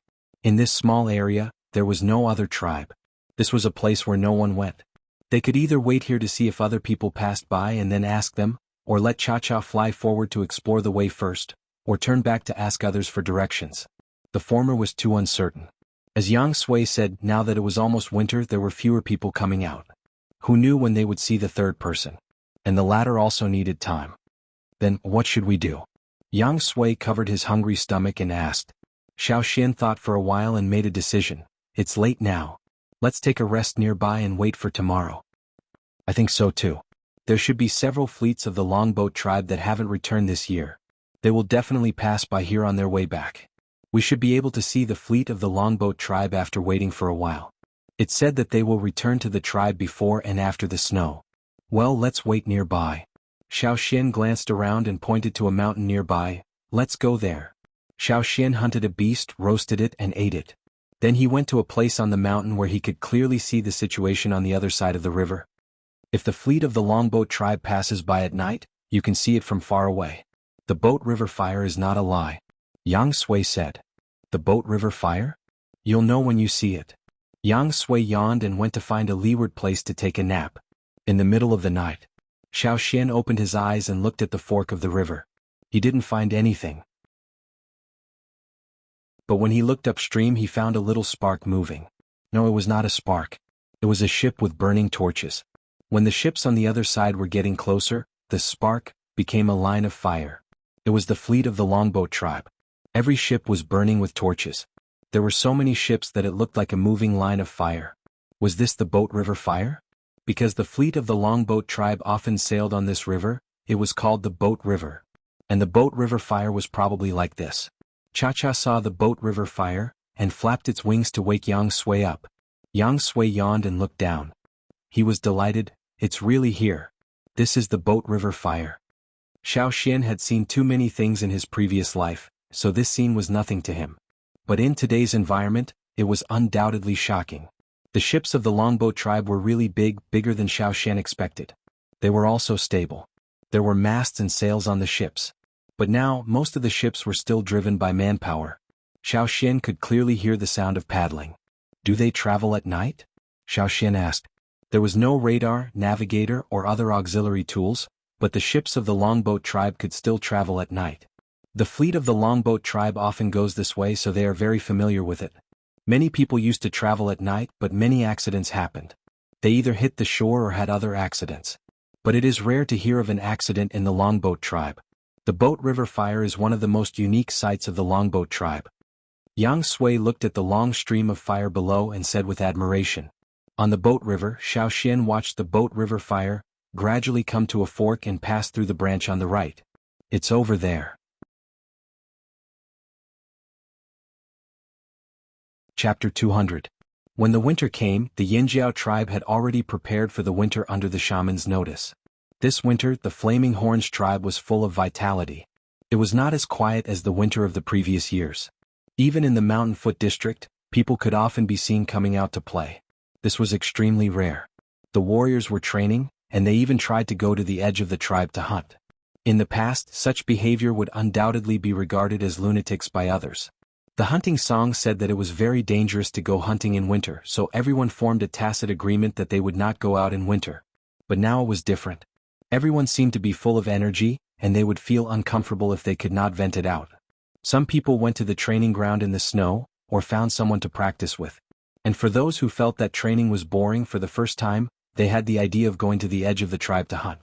As long as they did not go deep into the forest, they should be able to walk around the edge. In the beginning, some people were worried that they would be scolded, but when they found that many people on the mountain were wandering outside, they were relieved. Can we really cross the river and go back to the old land? A warrior asked his companion beside him. Absolutely. Do you doubt the shaman? No. Absolutely no doubt. Did the shaman say that? Hey, what do you think the people from other tribes look like? Do they have an extra pair of hands? Or do they lack an eye? A warrior came over and interrupted. I heard that there are 8 hands on the totem of the 8 limbs tribe. They must have 8 hands too. I'm sure. Is there really that much? It sounds interesting. Let's catch one and have a look. As for the people from other tribes, those barbarians, who were born and raised in the Yinjiao tribe, many of them were not completely used to the new way of thinking. In their current thoughts, they subconsciously classified the people from other tribes as ferocious beasts. Even when they gathered together to discuss, they talked about ferocious beasts in a tone. Since the fire pit incident, the shaman decided to disclose more information. He also drew some totems of other tribes and a very brief description. Well, the shaman himself did not know the detailed information. That information was copied from the animal skin roll left by the ancestors. As for whether the people from the other tribes really had 8 hands, the shaman was still doubtful. There were too few things left by the ancestors. Not only the warriors in the tribe but also the other people in the tribe, including the elderly, the children, and the women, had different activities in winter. Even the children living in the cave had more classes in winter. However, no matter where it was, everyone's discussion about outsiders was always a little strange. The shamaness once went down the mountain to investigate secretly. After hearing everyone's discussion, the shamaness felt very tired. When she went up the mountain, she sighed and her back was hunched. However, there was no other way. They had to wait for Xiao Xian to return before making any concrete plans. Xiao Xian, who was remembered by the tribesmen, went with Cha-Cha and Yang Sui in the direction of the Longboat tribe's fleet and arrived at the Longboat tribe successfully. When Xiao Xian arrived at the Longboat tribe, it had been snowing for half a day. The snow was not too heavy. After half a day, some places were not covered by snow. This situation was not seen in the Yinjiao tribe. If they were in the Yinjiao tribe, there would be a layer of snow on the ground in less than half an hour. The Longboat tribe was divided into land and water territories. Usually, they would leave a path not far from the river bank for passers-by to pass by. However, when they unloaded or unloaded goods or during special periods, they would completely seal off the area. Travelers had to take a long detour. Fortunately, it was not the time for the river bank to be blocked. In front of them there was a small group of travelers passing by. Xiao Xian, do you come to the Longboat tribe for a boat? Yang Sui asked. No, I'm looking for someone. Looking for someone? Do you know anyone in the Longboat tribe? No. Then who are you looking for? Yang Sui was confused. People in our tribe. Xiao Xian paused and said, if there are any, they should be regarded as wanderers. Wanderers? Are you looking for wanderers here? Yang Sui was surprised. Weren't the so-called wanderers the people whose tribes had been destroyed but had not been captured, had not been taken as captives, and were not willing to be slaves? Xiao Xian was a totem warrior. It meant that the fire of the Yinjiao tribe was still there. How could those people become wanderers? Were they expelled? Xiao Xian didn't say much. Yang Sui didn't understand, but he didn't intend to ask. What he wanted to do most now was to find a boat that was specially rented for travelers. He wanted to get a room, have a good sleep and eat some hot food, preferably some hot soup. Like some big tribes, the Longboat tribe also provided accommodation for travelers or passers-by. However, they had to exchange things for accommodation. It was very expensive.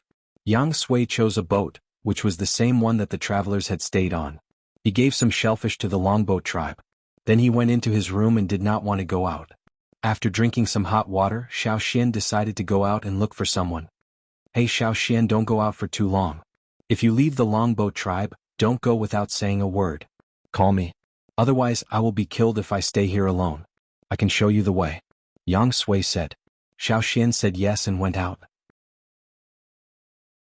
He did not believe that a person who dared to run around alone would be killed so easily. Xiaoxian was not worried about Cha-Cha. It was not used to staying in the Longboat tribe, so he just let it go outside and harm the beast. After Xiaoxian got off the boat, he looked back at the big boat docked on the river bank. He carefully observed it just now. Although the boat was not very exquisite, it was strong enough to carry many people. Xiaoxian looked back and continued to walk in one direction. He had asked before. The place where the wanderers lived was over there. There were patrols of the Longboat tribe around. They stared at every stranger who passed by. As long as these people crossed the border, they would be merciless. The so-called crossing the border meant that one could not enter the habitat of the Longboat tribe. 2. One could not get on the boat at will. When Xiaoxian walked over, he was also stared at.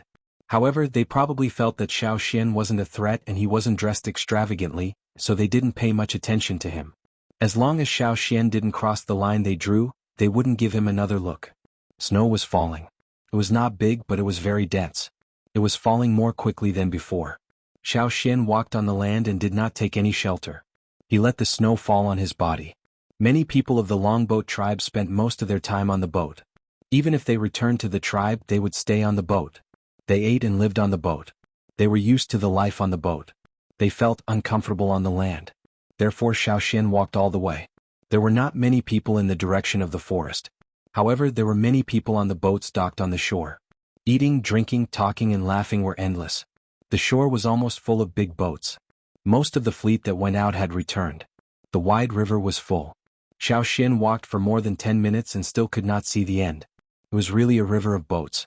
When the big boats on the shore gradually became sparse, Xiaoxian also came to an empty area. This was the dividing area between the Longboat tribe and the wanderers. Xiaoxian walked over. Compared with the warm atmosphere on the Longboat tribe's fleet, the wanderers' area was much quieter. Although there were people talking and laughing loudly, the atmosphere was different. It was like the slums in the dark corners of the bustling city. There were also houses on the land here. Because they could not enter the territory of the Longboat tribe, the space was limited and they could not go deep into the forest. However, there were many wanderers. Since they could not go deep horizontally, they could only expand vertically. Therefore, a long and narrow wanderers' living area was formed. Near the river there were many boats docked. However, compared with the big boats of the Longboat tribe, the boats here were very small and simple. In some small boats of 4 to 5 meters long, there was a simple shed. People lived in it. They also spent the winter in the boat. Sometimes when the wind was strong, the boats would shake violently. If they were not tied to the wooden stakes on the shore, they would probably be blown away. The people here worked for the Longboat tribe. They carried wood, chopped wood, transported things and did all the dirty and tiring work. They also used this labor in exchange for the permission to live here. At the same time, they could also get some meager remuneration. This was when the employer was in a good mood. When the employer was in a bad mood, sometimes they could not get anything. This was what Yang Sui had told him. Perhaps the real situation was much worse than what Yang Sui had described, much more sinister. As for the wanderers of the Yanjiao tribe, Xiaoxian just came here to look for them. He was not sure whether he could find them. How to find them? Should he write a sign here and hang it? Or should he shout along the way? Thinking about how to find those people, Xiaoxian walked while paying attention to the movements on both sides. When he walked to a place, Xiaoxian heard a quarrel in front of a wooden house and the sound of wood breaking. Jianghu, stop! Someone shouted. Jiao. Xiaoxian once heard from Yan Shua that some wanderers of the Yanjiao tribe would add Yan, or Jiao, in front of their names or their descendants' names. Many of the names with Yan or Jiao were not necessarily Yanjiao tribesmen, but Xiaoxian would ask them when he met them. Most of the time he would return with disappointment. Now he was going to ask them. Just as he took a step in that direction, Xiao Xian saw a man who was taller and stronger than the others striding out of the wooden house. The fur on his animal skin coat was not thick. In many places the fur was falling off and there were many holes. It seemed that he had been wearing it for a long time. His beard was unshaven. But looking carefully, this man was actually very young. He was not much older than Xiao Xian. That person was furious, and it was unknown whether his face was red from anger or from being blown red by the wind. Behind him, someone chased after him, shouting the name Jianghu. But the person who came out in front did not look back. He sped up and left. "Hey, why are you angry?" The man whispered. "That's right. I just asked casually." That guy's strength increased again. Someone in the house said. Hearing their conversation, Xiao Xian looked at the man who had already walked far away and quickly chased after him. "Hey, the one in front," Xiao Xian called. The person in front did not stop. Instead he walked faster. "Jiao Wu." The people in front of him ran away. Chapter 201. "Hey, why are you running away?" Xiao Xian chased after him. With Xiao Xian's ability, it was not difficult to catch up with Jiao Wu. After all, totem warriors had an advantage over those who had not awakened their totem power. But he wondered why Jiao Wu had such a reaction. After running a few steps, he slowed down and stayed 10 meters behind Jiao Wu. He kept this distance and followed him. Therefore, in the wanderer area of the Longboat tribe, many people who were walking outside saw Jiao Wu running quickly. There was a man behind him as if he was a debt collector. What did Jiao Wu do this time? Someone asked the person next to him. "I don't know. Did someone ask him about his totem again?" It's possible. After all, many people saw the totem patterns on their bodies that day. It's hard to believe. I've watched them grow up here, but I've never seen any totem patterns on their bodies. Aren't they wanderers?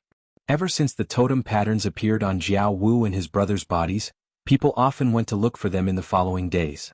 Some wanderers were curious and wanted to know more, while others wanted to rope them in. There were also gangs in the wanderer area because after that, Jiao Wu and his brother's strength had obviously increased. Moreover, some women in the wanderer area looked at them with shining eyes. Xiao Xian chased after Jiao Wu for a while. When he saw that Jiao Wu was almost out of the wanderer area, he stopped and did not continue to chase. After a while, he saw that Jiao Wu's shadow was not in front of him, so he went back. He knew that Jiao Wu was hiding in a place not far away. Just now when he passed by a place, Jiao Wu's eyes glanced at that place several times. That wooden house should be where Jiao Wu lived. Xiao Xian also heard the discussions of the people around him. He was now very sure that Jiao Wu was from the Yanjiao tribe. When he was running, Xiao Xian felt a trace of the totem power of the Yanjiao tribe from him. He did not notice it before. It should be the result of Jiao Wu deliberately hiding it. What made Xiao Xian happy was that according to the wanderers around, Jiao Wu had brothers. That would be even better. Xiao Xian walked towards the wooden house. Not far from Xiao Xian, Jiao Wu was hiding behind someone else's wooden house. He thought that he was secretly following Xiao Xian. Seeing that Xiao Xian was getting closer and closer to the wooden house, he became anxious. He knew that he had attracted a lot of attention because of the totem tattoos, and there were many people who were jealous and even hated him. He was afraid that someone would come knocking on his door. Those questions about the totem tattoos were already annoying enough, so when he heard someone call his name, and it was an unfamiliar voice, he subconsciously categorized the other party as someone who was looking for trouble. His brother didn't allow him to fight, so he could only avoid it. The snow became heavier. The tourists around saw that there was nothing to see, so they all went back to their houses. No one talked to Xiao Xian. If it was in the past, they would be happy to ask around and have some fun in their free time. But now it was better to go back to their houses and light a fire. To prevent the cold wind from blowing into the house, they even closed all the windows. This long and narrow walkway became deserted again. Xiao Xian looked at the wooden house. It was built better than Yan Shua's house. The wooden boards were neatly pieced together and it looked sturdy. Approaching the house, Xiao Xian knocked on the door. No one opened the door and he didn't hear any sounds of activity inside. Did they all go out? Xiao Xian was thinking about whether to directly drag Jiao Wu out, when he heard footsteps approaching from behind. "Who are you?" Xiao Xian turned around and looked. It was a young woman. The animal skin clothes she was wearing looked good. Not only were there no holes, there were no bald spots, and the fur on the clothes was quite thick. Her hair was also neatly combed. Her skin was slightly dark, probably because she often went out. Similar to the people of the Longboat tribe, she was tanned by the sun. She was not a wanderer but more like a person of the longboat tribe. This was Xiao Xian's first impression. I am a friend of Jiao Wu's brother, Xiao Xian said. After hearing Xiao Xian's answer, the other party still looked at Xiao Xian with vigilance. I have never seen you here. I just came to the longboat tribe today. Xiao Xian glanced at the old animal skin clothes in the other party's hand. The fur on the animal skin was longer, but it was a little sparse. There was also a drawing on the bald spots. It looked like a drawing of a Yanjiao totem. Is this drawing our tribe's totem? Xiao Xian asked. Your tribe? She was surprised. Yes, I am from the Yanjiao tribe, Xiao Xian said. Oh, so you are from there too. Hearing Xiao Xian's words, the vigilance in her eyes lessened a lot. It's snowing heavily. Go hide in the side. Xiao Xian asked the other party to stand under the eaves of the wooden house.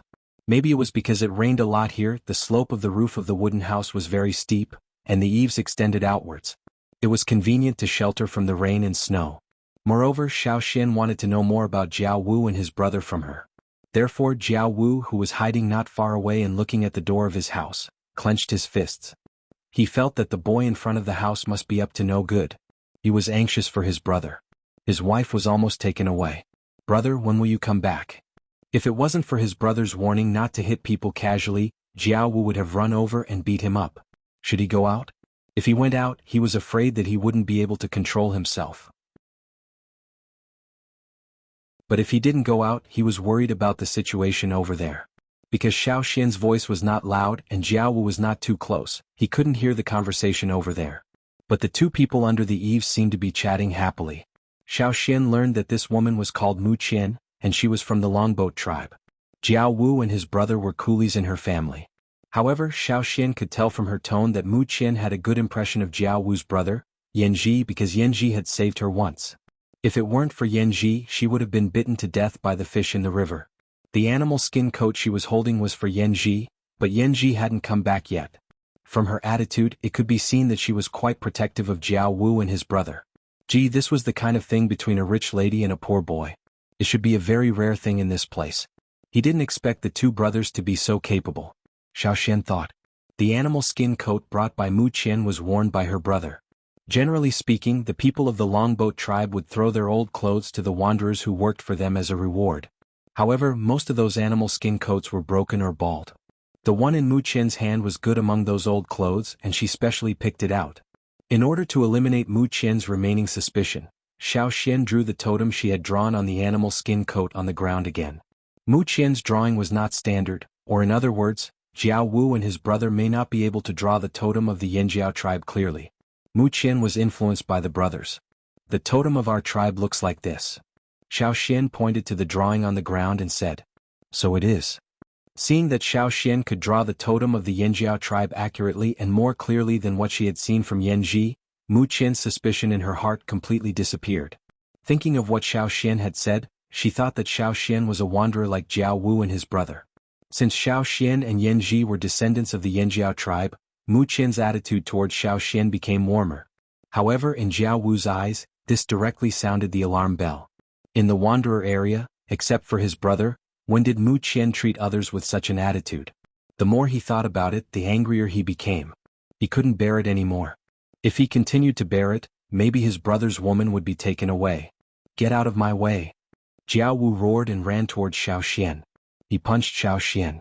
Xiao Xian had been paying attention to Jiao Wu's movements since a moment ago. He could also guess Jiao Wu's thoughts. He avoided Jiao Wu's fist and avoided Jiao Wu's kick. Jiao Wu, stop. Mu Qian shouted. Jiao Wu didn't listen and continued to punch at Xiao Xian. Unfortunately, no matter how hard he punched, even if he ignored his brother's advice and used all his strength, he still couldn't hit Xiao Xian. He couldn't even touch Xiao Xian's animal skin coat. Every time he missed by a little bit. The more Jiao Wu hit, the angrier he became. He was angry and sullen. At first, he could hit the vital parts, but because of his emotions he couldn't move his hands properly. Stop. A shout came from the side. It wasn't Mu Qian's voice this time. Hearing this voice, Jiao Wu stopped. Xiao Xian looked over. The man was wearing an animal skin coat with holes. He didn't have a beard as long as Jiao Wu's. He was thinner than Jiao Wu, but his eyes were sharp and he looked more stable. This man should be Jiao Wu's brother, the one Mu Qian was looking for, Yanji. This kind of weather was bearable for totem warriors, but for those who hadn't awakened their totem power and were in poor conditions, it was very bad. But Yanji didn't seem to feel the cold around him. He didn't even shiver. Yanji had just finished his work. There were some scratches on his hands. The wounds were not deep and the blood had already coagulated. Brother, this guy Jianghu didn't know what to say. Mu Qian came up and said, Xiao Xian said that he was also a Yinjiao tribesman. Xiao Xian found that after hearing Mu Qian's words, Jiao Wu and Jiao Wu's eyes didn't change much. Their eyes flashed slightly but they were still vigilant. Let's talk inside. Yanji walked to the door. Intentionally or unintentionally, he stood between Xiao Xian and Mu Qian. Xiao Xian slightly twitched his mouth. The two of them were quite guarded. After Yanji walked to the door, he took out a thin bamboo knife, inserted it into the gap between the wooden door and the wooden wall, and then raised it. The door opened. When the door was not locked and there was no one in the house, they opened the door in this way. Behind the door was a structure similar to a wooden bolt. After entering the house, Xiao Xian roughly looked at the furnishings in the house.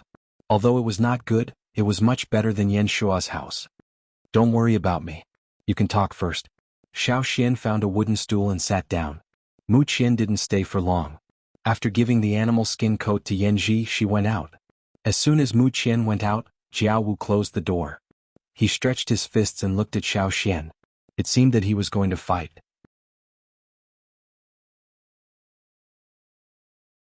Chapter 202.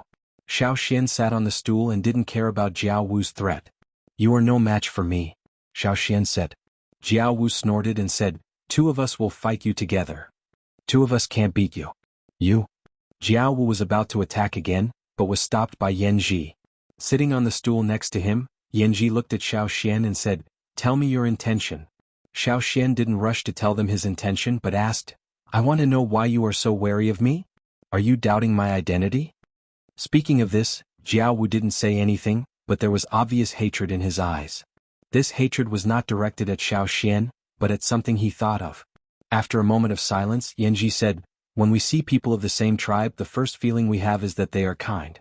I have to admit that you give me a very kind feeling, and we don't doubt your identity. But even if you are a descendant of the Yinjiao tribe like us, so what? Xiao Xian thought for a moment and said, Have you been betrayed? Jiao Wu wanted to say something, but after glancing at Yanji, he swallowed his words back.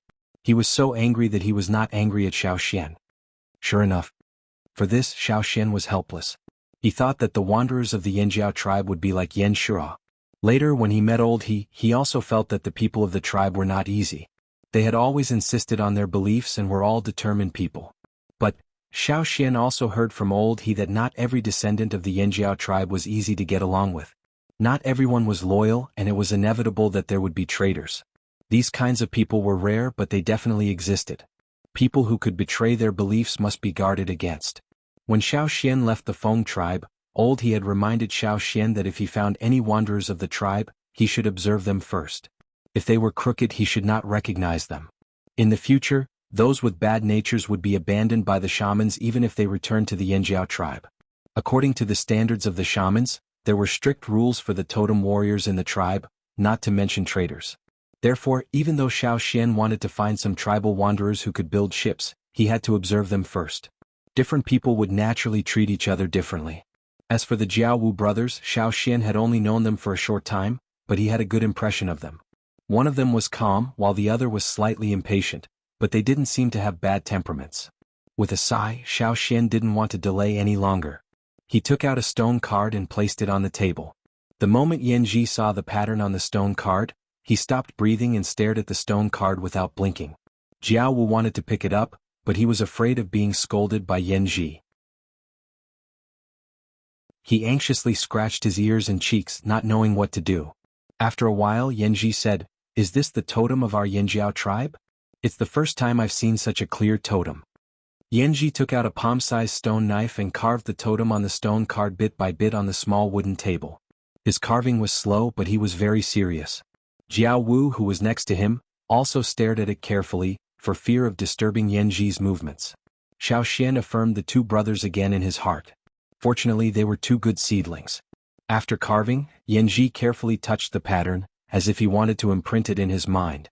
When he raised his head, Yanji looked at Xiao Xian with a gentle and grateful look. I'm sorry, Yanji smiled bitterly. I was betrayed. Yanji briefly told Xiao Xian what had happened that year. At that time, Jianghu was only a little over 10 years old, and Yanji, who was already working in the fleet, was responsible for all the labor in the family. At that time there were several people in the longboat tribe. Including Jianghu, there were 8 people in total. They got along well with each other and always thought that all the people in the tribe were like this.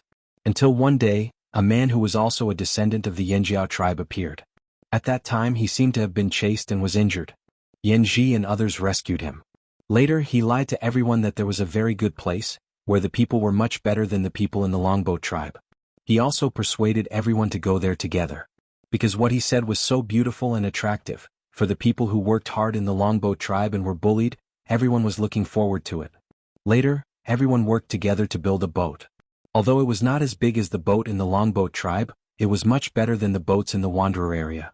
Everyone gathered together and planned to leave together. However, when the boat sailed to a place, he plotted to push everyone off the boat. There, 2 tributaries converge into one. Because one tributary is black and the other is muddy yellow, the converged river has 2 colors at the fork. And in that place there are many fishes with sharp teeth. Of the 8 people who fell into the river, only 3 survived. The trader took the boat and went downstream. I still remember that he used a wooden paddle to hit the people who fell into the water. Later the 3 of us went upstream and returned to the longboat tribe. In order to build the boat, we used up all the things left by our ancestors. That trader, with the rest of our savings, left and never appeared again. When he was talking, Yanji's voice was very calm, but the hatred in his eyes was very deep. This was the main reason why they were on guard against Xiao Xian. The blow of that year was too big and they still hadn't recovered. Because they had been betrayed and had experienced a bloody lesson, they were vigilant when facing the descendants of the tribe. My brother was bitten by those fishes for me and almost died. Even if he survived, his health was much worse. Yanju's brother pushed him ashore, but he didn't survive. Jianghu said with red eyes. Yanjue, who was mentioned by Jianghu, was now the 3rd wanderer of the Yanjiao tribe in the tribe besides Jianghu and his brother. He lived in the wooden house next door and should still be working outside. That's all in the past. Some time ago the totem patterns appeared on our bodies and our strength increased. My body also became better. Yanji looked at Xiao Xian. Did you also have a totem pattern? Totem pattern? Xiao Xian was puzzled. At that time, Yan Shua had a faint totem pattern because he himself had a little totem pattern. But according to Yanji's words, they, like old he, had never shown their totem patterns before. Why did they suddenly appear? After asking about the specific time, Xiao Xian found that the day they showed their totem patterns was when he was in the old fire pit. It seemed that the fire pit in the old fire pit was still effective. Seeing that Xiao Xian did not answer, Yanji thought that he had not shown his totem patterns and was about to comfort him. But just as he was about to say something, he saw a very clear pattern on Xiao Xian's face. It was much clearer than the pattern on their totem patterns that day. Generally speaking, only totem warriors could have such a level of totem patterns. You. Jiao Wu pointed at Xiao Xian and said you several times, but no other words came out. Xiao Xian did not care about the 2 brothers' excitement. He took out an animal skin roll and a pen and asked Yanji, "What's that man's name?" Oh. Yanji did not respond for a moment. That traitor. Dao Yu, his name is Dao Yu. Yanji used a stone knife to carve the name in a corner of the table. In addition to his parents' teaching in his early years, after his parents died, he often worked in the longboat tribe's fleet, so he also knew some words. He had never forgotten this name. Looking at the 2 words, Xiao Xian wrote it down on the animal skin roll. Traitors will never be forgiven. Even if he escapes to the ends of the earth, even if he seeks refuge with other big tribes, as long as there is a chance, he will pay the price. Xiao Xian said. Xiao Xian did not need to tell the shaman. He could guess the shaman's choice after knowing this. If he sought refuge with other tribes for his livelihood, the people of the Yanjiao tribe would inevitably be disappointed, but they would not blame him. After all, it was too difficult for wanderers. But if he was a traitor who persecuted his own tribe, he would never be forgiven. In the Yanjiao tribe he would be put to death. As far as Xiao Xian knew, in the Yanjiao tribe on the other side of the river, no matter what kind of character the shaman had, for those who violated the rules, they would absolutely use iron-blooded means, no matter on the mountain or at the foot of the mountain. What is this in your hand? Yanji saw a corner of the animal skin roll. There were many words on it, but he did not understand many of them.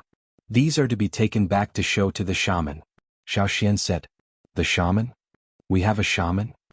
The two brothers exclaimed at the same time. Of course.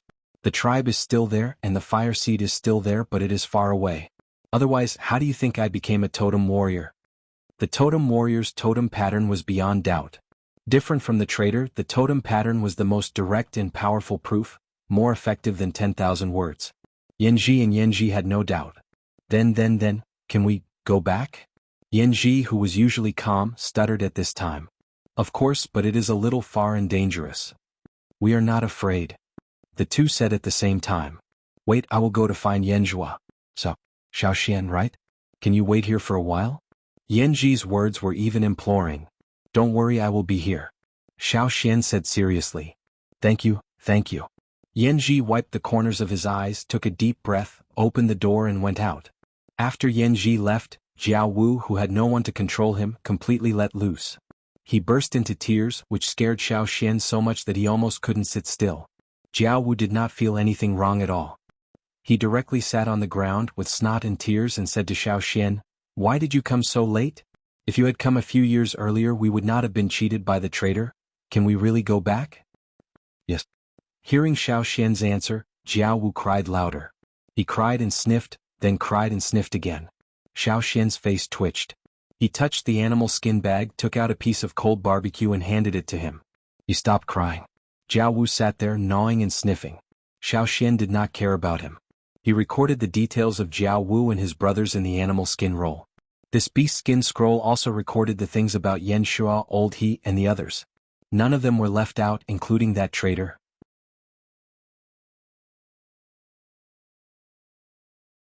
Chapter 203. Yanji went out to find Jianghu. Jianghu was sitting there eating meat. No one knew what he was thinking. Xiaoxian looked around the room. Thinking that Yanji and the others worked in the fleet every day, he rummaged through another animal skin bag. There was a pack of herbs in it. The herbs brought from the tribe were not enough. When he killed the people of the Wanshi tribe, he used a lot because he was injured. Now he put some herbs he found in the old haunt in the animal skin bag. Xiaoxian kicked Jianghu, who was still sitting on the ground, and handed him the medicine wrapped in a leaf.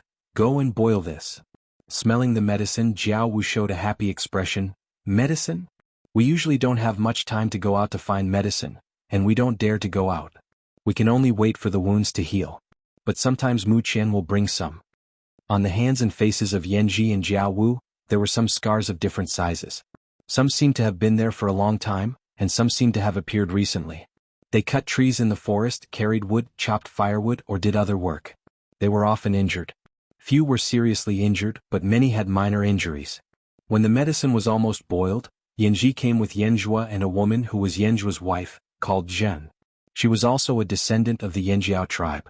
She came to the Longboat tribe 2 years ago.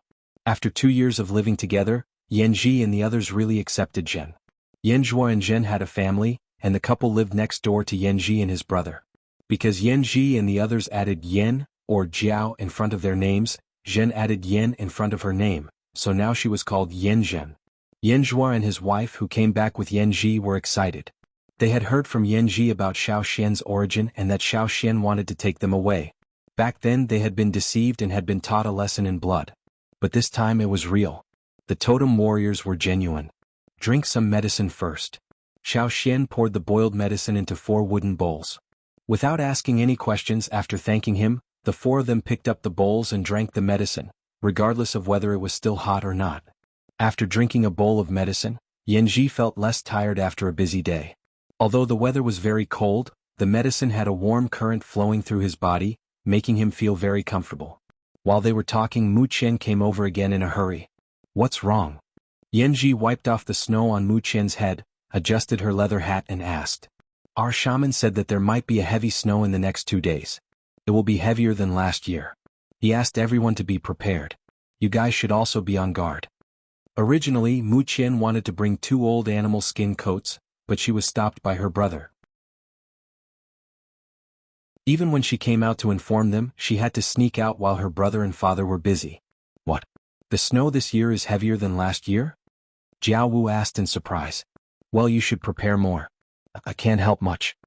Mu Qian sniffed her nose, which was red from the cold. Did your brother scold you? Yanji asked. Mu Qian bowed her head and said nothing. Xiaoxian thought that this girl was really good. She came to help Yanji twice in the cold weather. When the time came, Yanji could take her back to the tribe. The shaman would definitely not stop him. But now, looking at Yanji, he knew that he was very sad.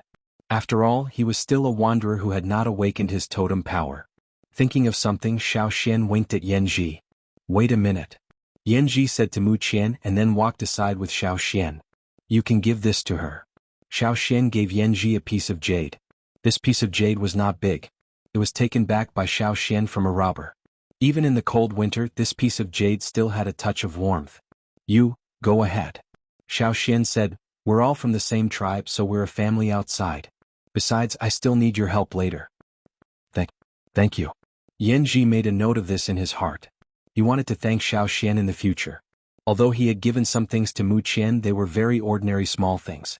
Without looking at the two people, Xiaoxian went into the inner room and put a few pieces of jade shells and some small pieces of water moonstones in the inner room. He gave them to Jianghu and Yanzhua. "Can you exchange these things here for some thick animal skins and food?" "Well, we don't need too much food. We need animal skins that can keep us warm. As for the house, bring some wood back to strengthen it. Even if we leave, we have to stay here for a few more days in this weather." If the jade and water moonstones were too good, they would be too eye-catching and would bring trouble to Yanji and the others. What Xiaoxian took out were the worst things he had, but these were enough to exchange for a few thicker animal skin coats. After talking with Yanzhua and Jiaowu, Yanji came back. Xiaoxian looked outside the door. Mu Qian was going back to the longboat tribe. "Don't you want to see her off?" Xiaoxian was puzzled. Just now, Yanji seemed to care about her. Why didn't he see her off? See her off? Why should I? Not only Yanji but also Jiaowu and Yanzhua were puzzled. Xiaoxian was silent. "If I send her back, it will cause trouble," Yanji whispered. Xiaoxian thought about it and agreed. There were some things that the people of the longboat tribe could do, but the wanderers could never do. No matter what the relationship between the people of the longboat tribe was, it was a conflict within the tribe. No matter what happened, it was their own business. Others could not interfere, nor were they qualified to interfere. Just like the people of the longboat tribe who had not awakened their totem power, they were bullied, beaten or scolded in the tribe. Most of the people in the tribe did not care. But if these people were bullied outside, it was a matter of the whole tribe's reputation and a provocation to the tribe. The longboat tribe would definitely interfere. Therefore, even if a person did not have a high status in the tribe, in the wanderer area of the tribe, he was definitely a precious species. Most people did not dare to provoke him.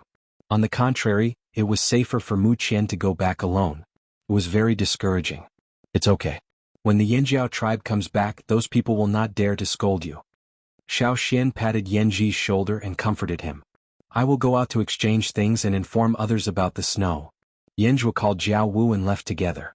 They had good relationships with their friends in the wanderer area, so they naturally had to tell them about the snow. Yanji intended to find someone to ask if there was any wood to exchange. Yanjun was packing things in the house. The house of Jiaowu and Jiaowu was not too small, so Xiaoxian intended to live here. There were many things to discuss with them, so he did not have to go back and forth. Before that, Xiaoxian had to go to the boat and inform Yang Sui. Walking out of the door, Xiaoxian looked at the surrounding houses. In fact, the people of the Yanjiao tribe were not ignorant. At least they had an advantage in building houses. In order to withstand the rainy season and the strong winter wind, they had to be protected from rain and thick snow. Naturally, the houses were strong. In comparison, the house on this side seemed even frilier. When he came back, he would help Yanji to strengthen them. Xiaoxian thought. When he returned to the boat, Yang Sui did not fall asleep but was vigilant. Seeing Xiaoxian, Yang Sui breathed a sigh of relief. "What's the matter?" Xiaoxian asked. Yang Sui carefully listened to the movements around and lowered his voice to Xiaoxian. "The traveling team is not a good person." "That's good. I plan to live somewhere else." "Where can you live? Have you found your tribe?" Yang Sui asked. Seeing Xiaoxian nod, Yang Sui immediately packed his things and drank the remaining hot soup in the pot. He wiped his mouth and said, "I'll leave with you. Your tribe has more space, right? Even if there is no room, we can sleep on the floor." When Xiaoxian and Yang Sui got off the boat, they happened to see several people walking towards the boat hill. Xiaoxian remembered that they were the traveling team who lived on the boat before him. These people were talking and laughing as they walked towards the boat. When they saw Xiaoxian and Yang Sui, they glanced at their clothes and continued to talk and laugh as they walked towards them. When they passed by these people, Xiaoxian smelled a strong smell of blood. Although there was no trace of blood on these people, Xiao Xian could smell it. These people had just killed people. Let's go. Yang Sui pulled Xiao Xian and whispered to urge him to leave.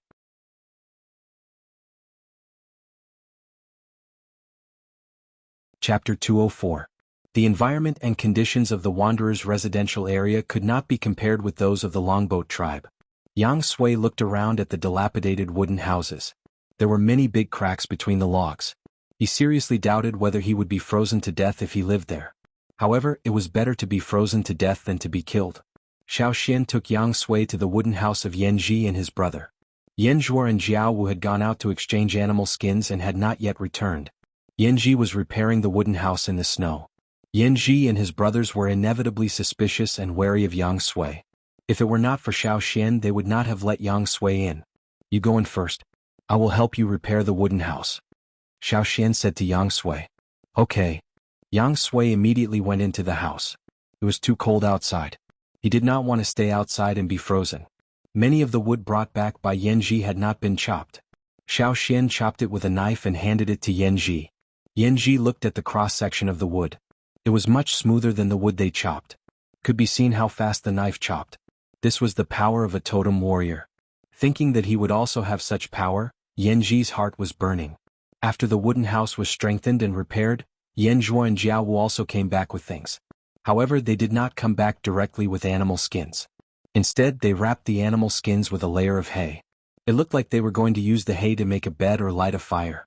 This method was more covert and cautious. It would not attract attention. After all, the two suddenly came back with so many animal skins. It seemed strange. As soon as they entered the house, Xiao Xian found that Jianghu and the others' attitudes towards Yang Sui were very subtle. They were a little cautious and cautious. However, compared to the other two emotions, they were much less. When Xiao Xian and Yan Ji entered the house, Yang Sui was bragging about his trip. After exaggerating and embellishing, Jianghu was stunned. Even Yan Zhuo and Yan Zhen were listening with great interest. Although he knew that Yang Sui's words were not completely true, what he said was indeed very attractive. Seeing Xiao Xian come in, Jianghu, who was the most impatient one, hurriedly asked Xiao Xian. Yang Sui said that he is the candidate of the shaman of their tribe. Is it true? Xiao Xian looked at Yang Sui. Seeing that Yang Sui didn't mind saying it out loud, he nodded and said, yes. Once they got Xiao Xian's confirmation, they looked at Yang Sui even more obviously. Shaman, the shaman of an entire tribe. Although he was only a candidate now, he must be a very powerful person to be chosen as a candidate. After living in the Longboat tribe for so many years, Yan Ji and the others had never seen any shamans, even the shamans of the Longboat tribe. Xiao Xian finally understood why these people were so cautious around Yang Sui. Perhaps Yang Sui knew the psychology and character of Jianghu and the others, so he told them his identity. In this way he could stay here safely. Many people had a kind of awe for shamans. Yan Ji and the others belonged to this category, probably because the status of shamans in the Longboat tribe was very high. But for the wanderers around the Rain tribe, their attitude was different.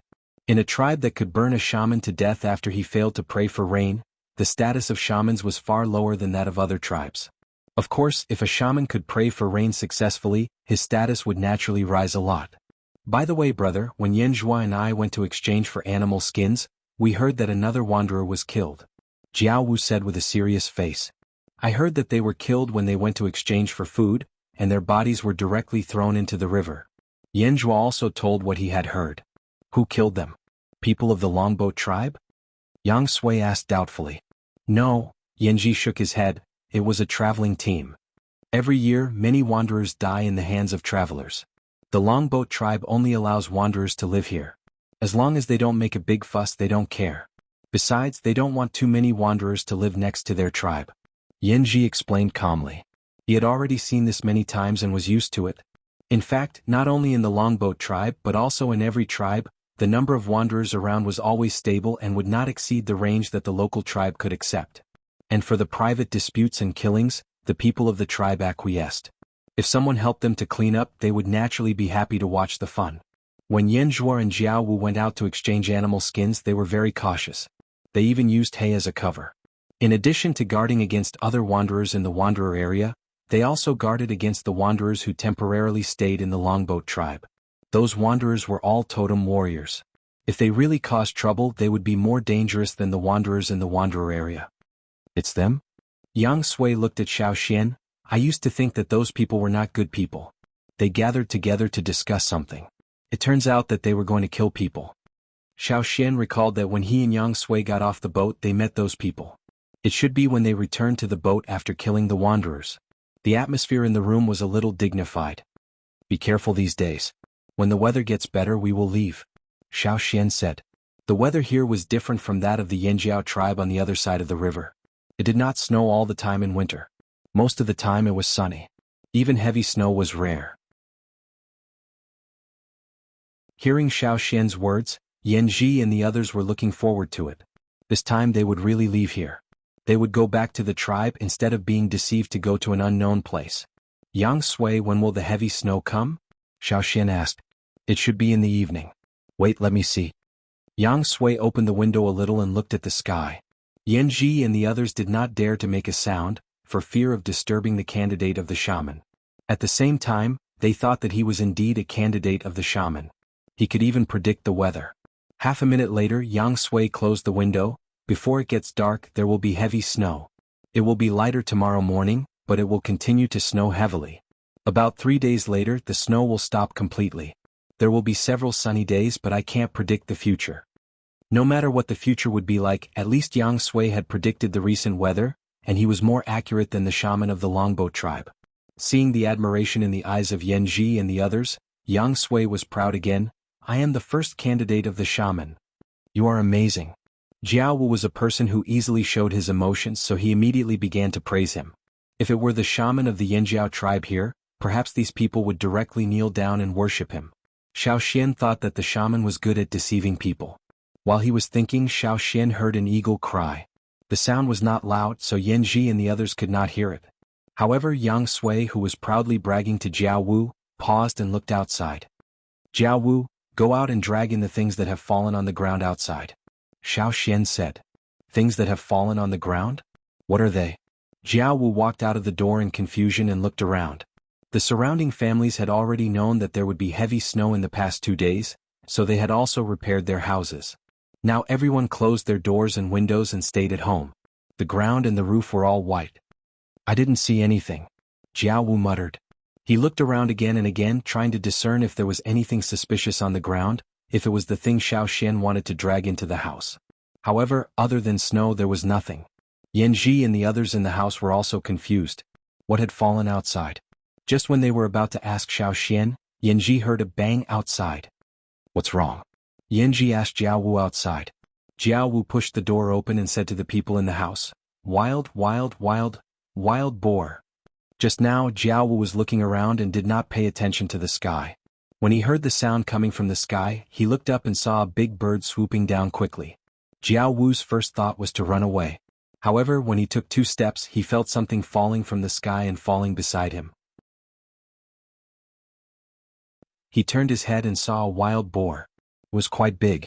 Looking at the sky again, the eagle had flown high again and soon disappeared from Jianghu's sight. Looking at the dead but still warm wild boar on the ground, Jianghu could not make a decision. He could only ask the people in the house. Hearing Jianghu's words, Yanji and the others were also confused. Wild boar? How could there be a wild boar? That's it. Drag it in. Before Xiao Xian said anything, Yang Sui said impatiently. He was hungry now. But Yanji and the others were worried that the wild boar outside was someone else's prey. Snatching prey would lead to a fight. They did not want to have a conflict with others now. Because of the totem, they had attracted a lot of attention. Even the Longboat tribe had noticed them. The Longboat tribe allowed wanderers to live here, but totem warriors were absolutely not allowed. If Jianghu and his brother were totem warriors, they would be driven out immediately. In winter it was so cold and dangerous. If they were driven out, they would have no chance to survive. They could only endure and control the little power in their bodies. Fortunately, after that day the totem did not appear again. It was right to be cautious, but wild boar. What a good food. Right at the door. They hesitated. Jianghu glanced at the wild boar on the ground outside and then looked at Xiao Xian. Drag it in. It's our prey, Xiao Xian said. Since Xiao Xian said so, Jianghu immediately dragged the wild boar in. Peel it. Yanji said to his wife and then went out. I'll clean up the blood outside. Yanji also opened the window and carefully looked around. Living in the Wanderer area, they had to be very careful. After all, they were not strong enough. Xiao Xian originally wanted to leave and go to the nearby mountains, but Cha-Cha had already caught the wild boar. Cha-Cha threw away the prey and ran away. It was not willing to stay in the Longboat tribe. It was happy in the forest. During dinner, Xiao Xian told Yanji and the others about Cha-Cha so that they could be mentally prepared. After leaving the Longboat tribe, they would meet Cha-Cha sooner or later. Today, Yanji and the others were surprised one after another. They were excited all night. Xiao Xian was also thinking about the next plan. Only Yang Sui was still sleeping like a pig. As Yang Sui said, before dark, the snow suddenly became heavier. Large snowflakes fell. After a night, there was a layer of snow outside. When they stepped on it, the snow reached their ankles. Such snow and thickness were nothing in the Yanjiao tribe, but here it was different. Heavy snow was not common here. Sometimes, heavy snow could not be seen for several years. When they got up in the morning, the snow was much lighter, but there were still thick clouds in the sky. Yanji and the others now completely believed in Yang Sui's ability. According to Yang Sui's words yesterday, the snow would be lighter in the morning, but after a while, heavy snow would fall again. They had to prepare more things before the snow fell. They also had to prepare more water, food and other things. Xiao Xian intended to take a stroll in the nearby forest to see if he could hunt some prey. Yesterday's wild boar had already been eaten by several people. It had to be said that the people of the Flaming Horns tribe had a large appetite.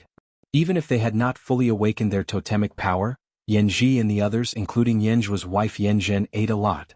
Yanji wanted to save some food, but was stopped by Xiao Xian. They had to take care of their bodies these days. After they recovered, they could continue their journey as soon as possible. Yanzhua and Jianghu planned to exchange for some animal skins. After they heard that wanderers were killed, they became more careful.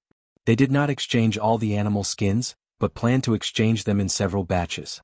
Otherwise, the things Xiao Xian gave him could be exchanged for too many animal skins. If he brought them back, it would be too eye-catching. He didn't even get a pile of hay back home. Except for Yang Sui, the others had finished their work and were about to go out. At this time, someone suddenly ran over. Xiao Xian had seen the person before. When he met Jianghu was quarreling with someone. This person was He Er, the one who chased after them. "What's wrong, He Er?"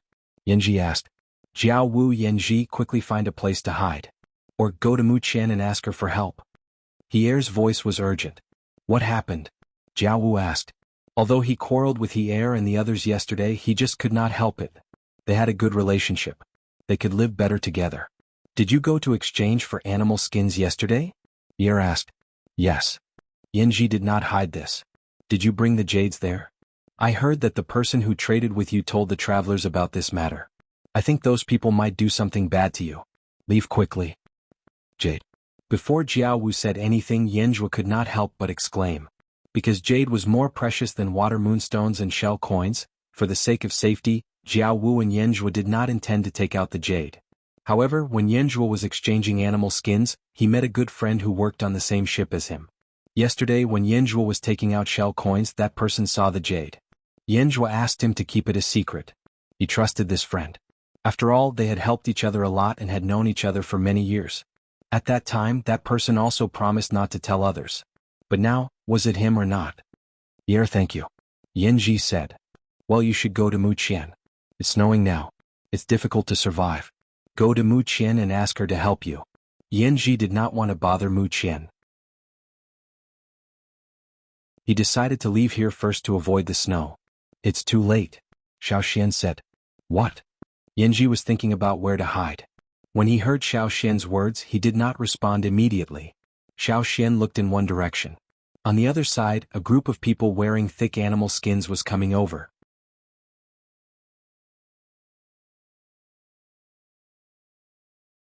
Chapter 205. There were more than 10 people coming over. Looking at their clothes, they knew they were not from the Wanderers area. Even if they didn't wear thick animal skins, they could tell from the way they walked. People in the Wanderers area were either timid or very cautious. They were always afraid of provoking someone or getting into trouble, but the travelers were not. Looking at the people striding towards them, He Er, who came to inform them, shrank his neck. He didn't expect these people to come so soon. Yanji, go and find Mu Qian. Hurry up, maybe you can stop them or it will be too late. He Er said anxiously. He had lived in this place since he was a child. Later he got to know Jianghu and his brothers and became familiar with them. They formed a group and supported each other. Although many people who grew up with him had passed away, at least they could live until today. Pierre cherished these friends very much. In terms of benefits, Yanji and the others' fighting strength was above average in the Wanderers area. With them, the strength of the small group could be improved. But if these travelers came to trouble them today, they would be miserable. Seeing Yanji was still unwilling, Pierre said, "How about I go to the Longboat tribe to find her?" "No need, and now the Longboat tribe has closed the gate," Yanji said. It was the rule of the Longboat tribe to close the gate during the heavy snow. They were worried that people outside would sneak into the Longboat tribe's habitat because they couldn't bear the heavy snow. So when the weather was bad, the Longboat tribe would close the gate. They wouldn't let people get close to the land border. Anyone who approached the tribe's habitat except for the gate would be attacked by the patrolling warriors. With the strength of the Wanderers, they couldn't stand it. Maybe they would be shot by spears or arrows before they could say what they wanted. "Then let's run away." Pierre pulled Yanji and wanted to run away, but he didn't move. He pulled him again, but he still didn't move. In fact, when Yanji saw the aggressive travelers, his first thought was to avoid them, escape from here and find a place to hide. They had encountered similar things before. Except for one time when Mu Qian happened to encounter them, they left the Wanderer area to find a place to hide, and came back after the travelers left. But now Xiao Xian didn't move. From the looks of it, he had no intention of leaving. Yanji naturally would not leave Xiao Xian alone. Right now, Xiao Xian was their only hope. Even if they lost their lives here, they couldn't let anything happen to Xiao Xian. Yanji moved his sight from Xiao Xian to Yang Sui, who was standing in the room and looking outside. He found that this candidate did not seem to be in a hurry. Could it be that they had the confidence to deal with that group of travelers? Yes, Xiao Xian was a totem warrior, and Yang Sui was the future shaman of the Rain tribe. Those travelers should be careful. In most cases, travelers would not offend the totem warriors and shamans of the tribe. Pierre saw that Yanji didn't move, so he turned to pull Jianghu. He found that Jianghu also stood there and didn't leave. He looked at Yanjua and his wife, who were about to pack up and run away but put down their things. They also didn't intend to leave. Jianghu didn't think as much as his brother. He was not so smart. He saw that Xiao Xian didn't move and his brother didn't leave, so he naturally wouldn't run away. "Pierre, you leave first," Yanji said to Pierre. Those people were obviously coming for them. Pierre was already very loyal to them by coming to inform them. If he stayed, he would only be affected. Pierre didn't understand why these people didn't want to find help or run away when they knew that the travelers were coming for them. Did they want to die? Pierre anxiously scratched his head and hurriedly ran away. "I'll find help." Pierre didn't mean to find help in the Longboat tribe. The Longboat tribe was closed by the heavy snow, so he naturally wouldn't go there to seek death. He just wanted to find some wanderers who had a good relationship with him to see if they could help. Usually they were quite united. As more than 10 travelers came closer and closer, the people who were carefully paying attention to them were sure that they weren't the target. They immediately felt relieved. As long as they didn't come for trouble, it was fine. Needless to say, the expressions of the people who came quickly told everyone, "I'm here to find trouble and kill people." After seeing the people walking in front, Yang Sui whispered to Xiao Xian, "They are the people we saw when we got off the boat yesterday." That was to say, these people were very likely to be the murderers who killed wanderers yesterday. They could kill 1 or 2 wanderers yesterday, so they could kill 4 or 5 today. As long as they didn't make a big fuss and didn't destroy the wanderers' area, the Longboat tribe wouldn't care. Xiao Xian had seen the leader yesterday, but in less than a day he had forgotten Xiao Xian. Probably in his heart, he didn't take Xiao Xian seriously at all. He wouldn't spend much time to remember insignificant people. The leader walked to the front of the cabin and glanced at the people standing at the door. He was surprised that these people didn't run away when they saw them. They also sent people to guard the nearby intersections. It seemed that they didn't need to. "Who is Yanjua?" the leader asked. His eyes were like a knife as he glanced at them one by one. In his eyes, these people were all the same. However, when he saw the animal skin clothes that Yanji and the others were wearing, his eyes lit up. He didn't take a fancy to those animal skins. Those animal skins were not good enough for him. Now the animal skins that Yanji and the others were wearing were exchanged by Yanjua and Jiaowu yesterday. Because it was cold, they all wore thicker animal skins. As Xiao Xian said, they had to take care of their bodies. They couldn't get sick so that they could continue their journey. Under Xiao Xian's instructions, each of them wore 1 or 2 more animal skins. People in the Wanderers area rarely wore so many animal skins at once. Moreover, these animal skins were not worn out. This also confirmed the news that the travelers had heard. Hearing the man's question, Yanji didn't move. Xiao Xian also didn't move.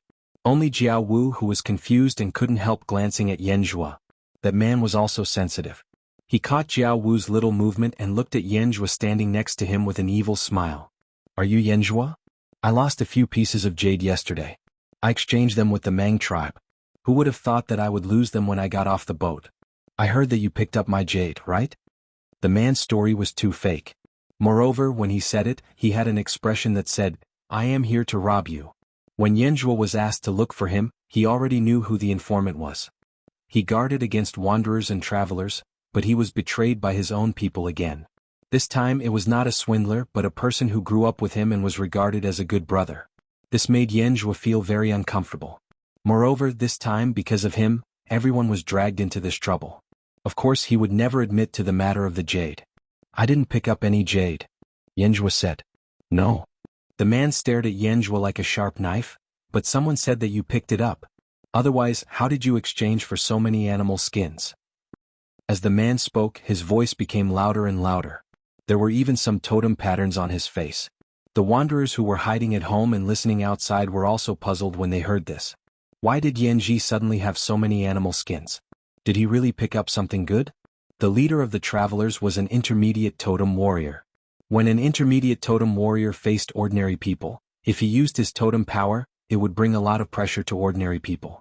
However, when the man looked at Yanjua, Xiao Xian stood in front of Yanjua. I don't know who you heard it from, Xiao Xian said. The thing that Yanjua used to exchange for the animal skin was given to him by me. Seeing that someone actually stood up for Yanjua, a trace of anger flashed through that person's heart. But after hearing Xiao Xian's words, that person's heart was filled with joy. He was originally puzzled about the origin of the jade, and wanted to investigate from Yanjua. But now that he knew, it saved him a lot of effort. Looking at the young man standing in front of Yanjua, the man thought for a while and felt that there was nothing special about him. His clothes were not much better than those wanderers and he looked very young. Young people were full of vigor. A greedy look appeared in the man's eyes. His smile deepened and with a hint of arrogance he said, Oh, so you stole my jade. Yanjua and Jianghu were about to say something, but Xiao Xian raised his hand to stop them. He took 3 steps forward and walked in front of the man. As a traveler he had seen a lot and experienced a lot. He didn't know how many times he had been stimulated between life and death. His intuition was sharper than many people. With Xiao Xian's 3 steps closer, everyone suddenly felt a chill on their backs. Especially the man who was facing Xiao Xian. His arrogant smile disappeared. He felt that his hair stood up. He looked at Xiao Xian with vigilance. Totem warrior? The man said in surprise. He could only judge that the man in front of him was a totem warrior. As for what level he was at, he couldn't tell. After taking 2 deep breaths and suppressing the bewilderment in his heart, the man moved his neck, dispelling the strange trembling from before. His sturdy arms swung twice and his robust body seemed to be full of strength. When he swung his arms, the large stone hammer in his hand highlighted his strength even more. There were still traces of dried blood on the stone hammer, causing the hearts of those who saw it to skip a beat. The blood on it should be from the wanderers who were killed yesterday. Which tribe are you from? The man asked. Because he often took people everywhere, he was used to speaking with coercion. Xiao Xian didn't show any expression to the man's coercion. He said gently, Yinjiao tribe, Xiao Xian. Yinjiao tribe? The man repeated the name of the tribe that Xiao Xian said. He tried hard to find it in his memory but couldn't find it. He looked at the man beside him. The man beside him shook his head. He hadn't heard of it either. This tribe that he had never heard of must be a small tribe in some corner. He didn't need to care about it. Travelers wouldn't easily offend people and shamans from tribes, but that was only limited to middle-large tribes. They wouldn't be afraid of small tribes.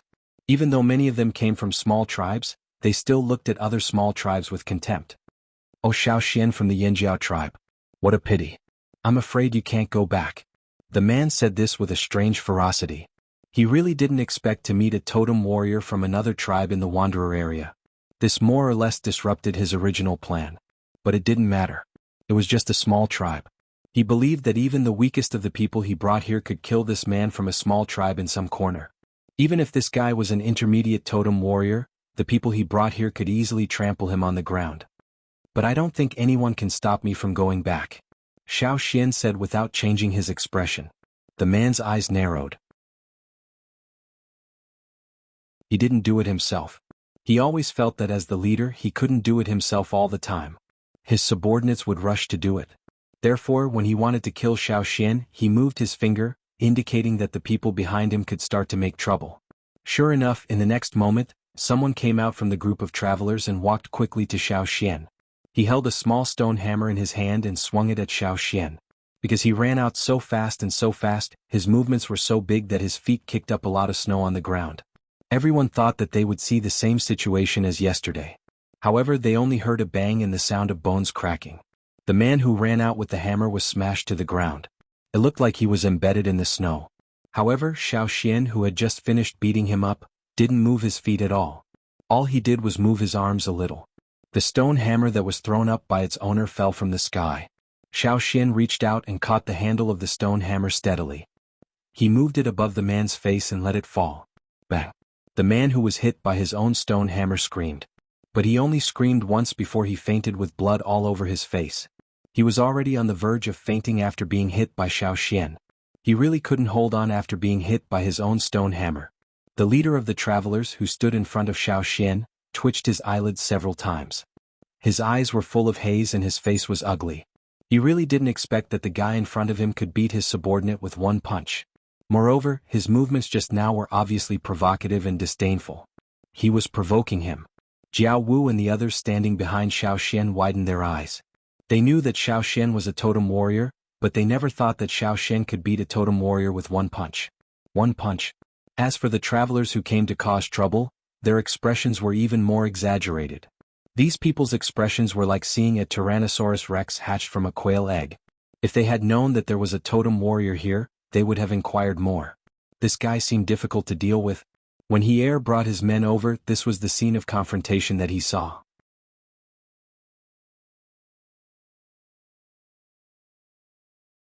Chapter 206.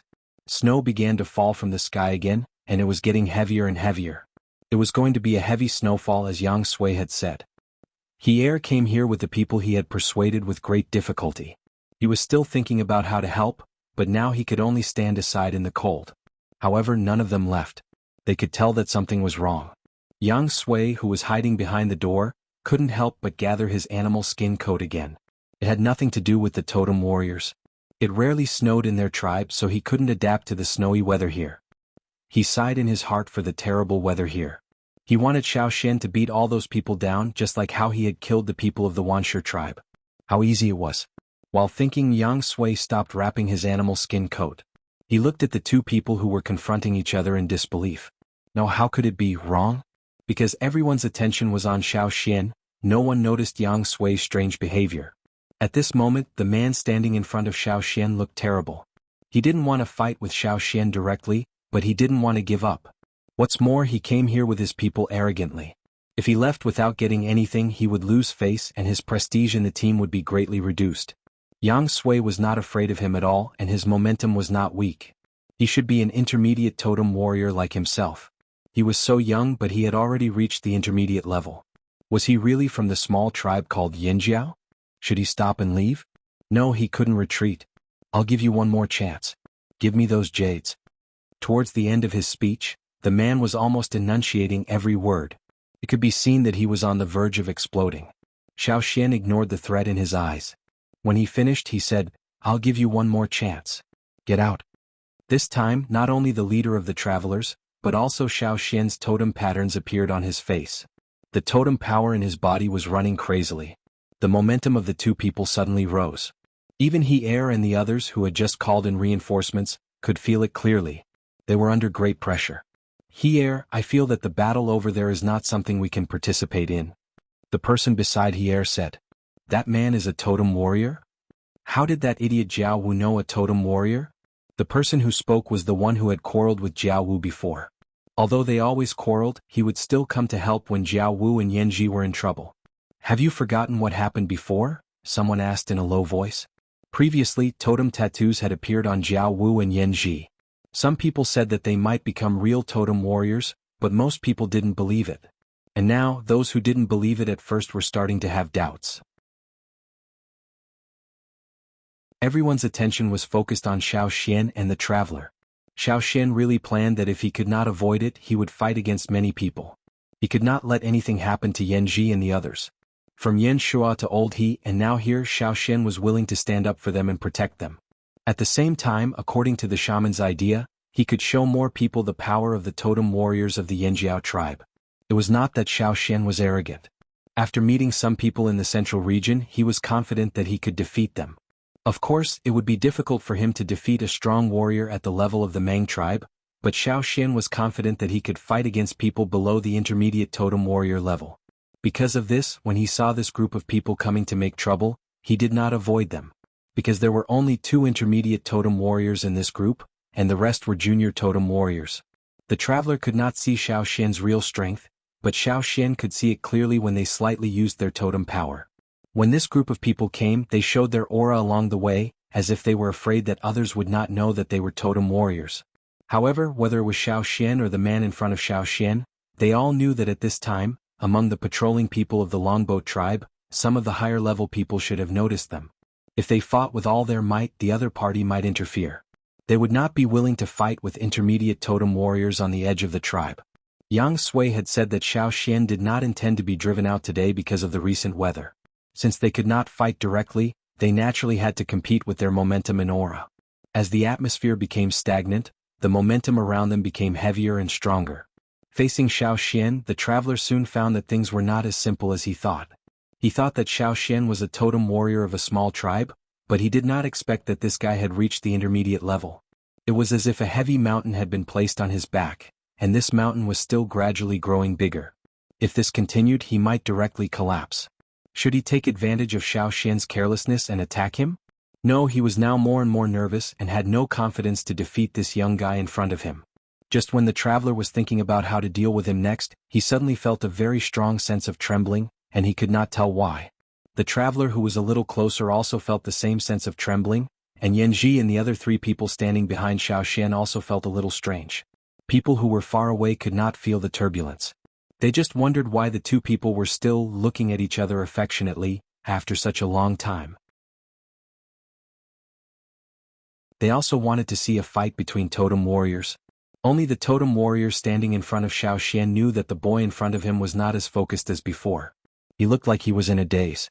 This should be the best time for a sneak attack, but the traveler had an intuition that if he took action at this moment, it would not be the boy in front of him who would die but himself. He often traveled with the traveling team, so he believed in this intuition. If it continued like this, he would lose face at most. Once the situation suddenly changed, he would lose more than face. As for Xiao Xian at this moment, he was wondering why the totem in his mind suddenly became so active when he used the totem power. It was too active. What's more, outside the totem of the Flaming Horns tribe, the egg-shaped light cover that covered the outside became bright from the original dim. It was at this time that the double-horn totem inside began to become crazy and active. Not only the size of the totem increased, but the flames wrapped around the horns also became fierce. At this time, Xiao Xian felt something strange behind him. He did not look at the traveler in front of him, but turned sideways to look at the 4 wanderers standing behind him. The people who were paying attention to Xiao Xian saw Xiao Xian's movement and also looked at him. Then a group of people were stunned. Yan Ji and the other 3 wanderers all had totem patterns on their faces. They were very clear, unlike the previous faint patterns. They were as clear as the totem patterns of the real totem warriors. When Xiao Xian turned around, Yang Sui quickly shrank back behind the door. Totem patterns also appeared on his face, but the purpose of using the totem power was to better find the answer to his doubts. In Yang Sui's eyes, Xiao Xian was now wrapped in flames. Others could not see such flames, but he, as a candidate of the shaman with the power of inheritance, could see them. If the group of travelers looked at Xiao Xian as if a tyrannosaurus had hatched from a quail egg, then Yang Sui looked at Xiao Xian as if a Neza had jumped out of a quail egg. He did not believe it, but everything in front of him was true. Xiao Xian had said that he was not a shaman, but why did he have the power of the fire seed? Moreover, Yang Sui did not intend to use the totem power, but the unique power of inheritance of the shaman suddenly became active. Because of the active power of inheritance, the totem power also jumped out by itself. Yang Sui was very confused. Who on earth was Xiao Xian? What kind of tribe was the Yanjiao tribe? For the first time, Yang Sui was very curious about this tribe that had disappeared for nearly 1,000 years. At the same time, he was very much looking forward to the appearance of this tribe in the central region. At that time, the central region would be very lively, right? Not to mention how shocked Yang Sui was, the group of travelers had already begun to retreat. Totem warriors, 4 more totem warriors. Didn't they say that there were only wanderers? If they had known that there were so many totem warriors, they would not have come directly to make trouble. It was very easy to escalate the conflict between tribes and lead to a war. Their tribe was not big, so they did not want to cause a war. Besides, several travelers quickly glanced at Xiao Xian. This young man's strength was not weak.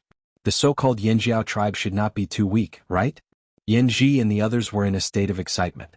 They felt the same feeling as when the totem tattoo appeared that day, the feeling of being full of power and longing for a long time. The difference was that this time the feeling was stronger. They looked at each other, and after seeing the totem tattoo on each other's faces, they were so excited that they almost jumped up. Everyone hoped that when they were in trouble, they could respond directly instead of running away. However, courage was one thing, and the limitation of strength made them see the gap between them clearly. They could only survive if they understood the current situation. But it was suffocating. Everyone dreamed that one day they would be able to respond to the troublemakers with a straight back. However, they did not have absolute power, so they could only endure it. But now it was different. Even if this situation was only temporary, they still had enough confidence. Jiao Wu's square face was full of toughness. He rubbed his hands and his eyes fell on the last few travelers. He could not deal with the strong ones, but he wanted to try to deal with the weak ones. Unlike the eagerness of Jiao Wu and the others, the faces of the people brought by He Er changed again and again. It turned out that it was not easy for them to muster up the courage to come and fight, but in the end it was useless. However, Jiao Wu and the others were really enviable.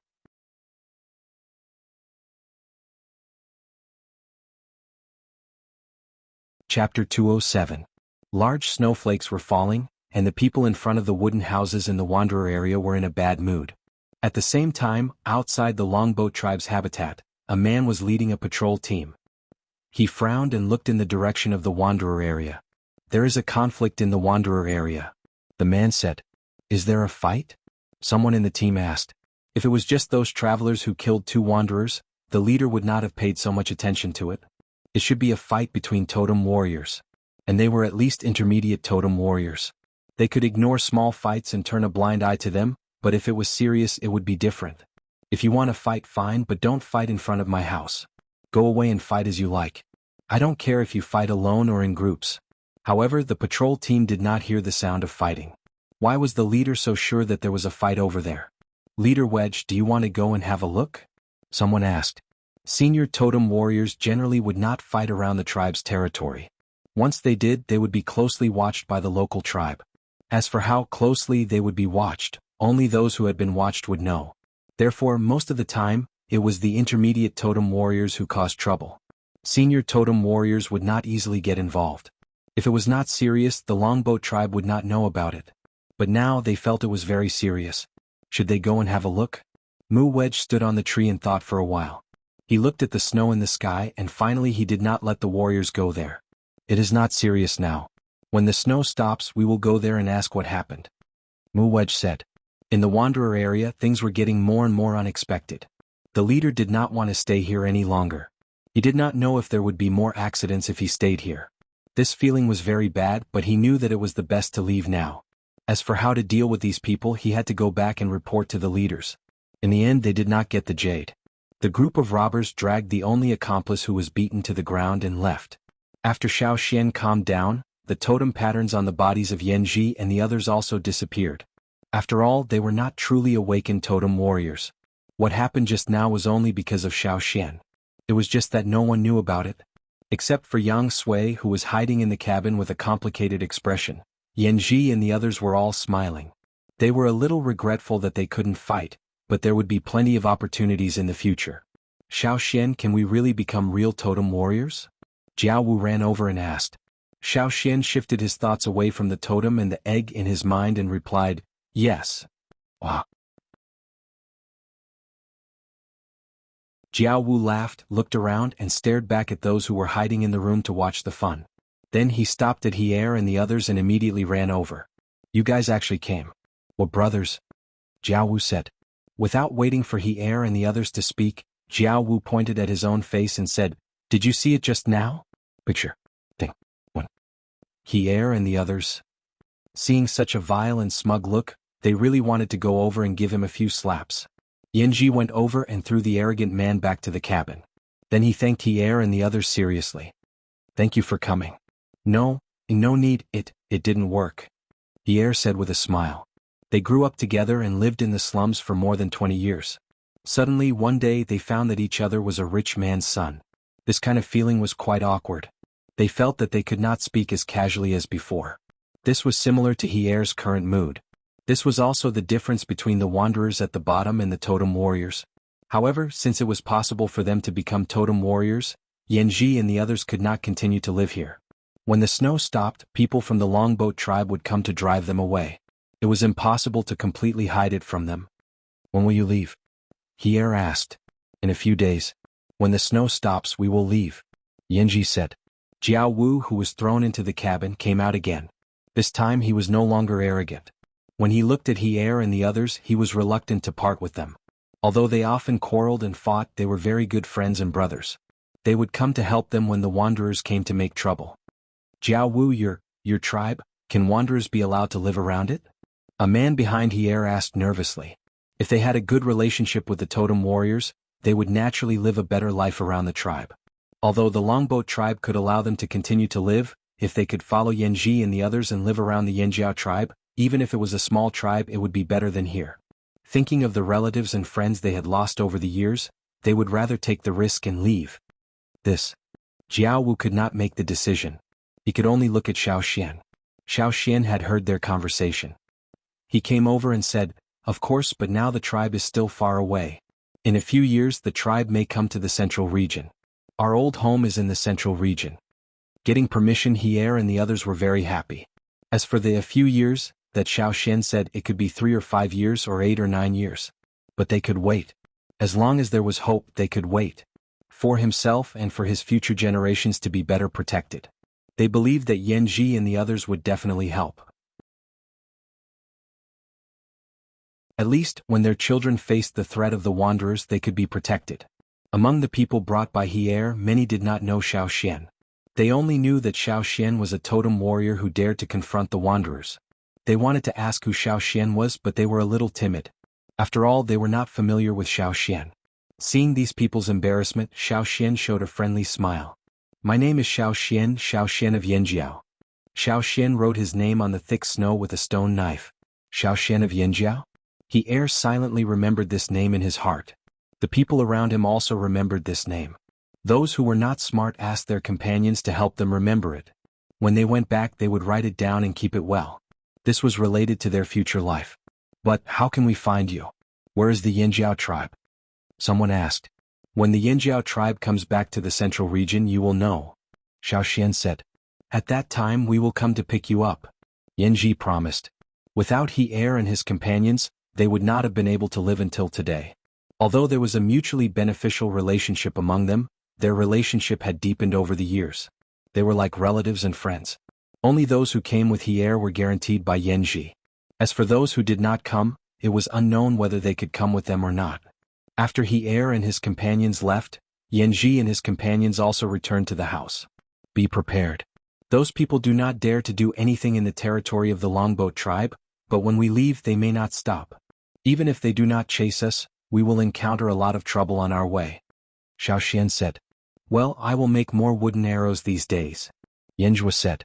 "I will find a chance to exchange for some things," Yanji said. In the next 2 days the travelers did not come to make trouble. Xian also prepared to leave with Yanji and the others.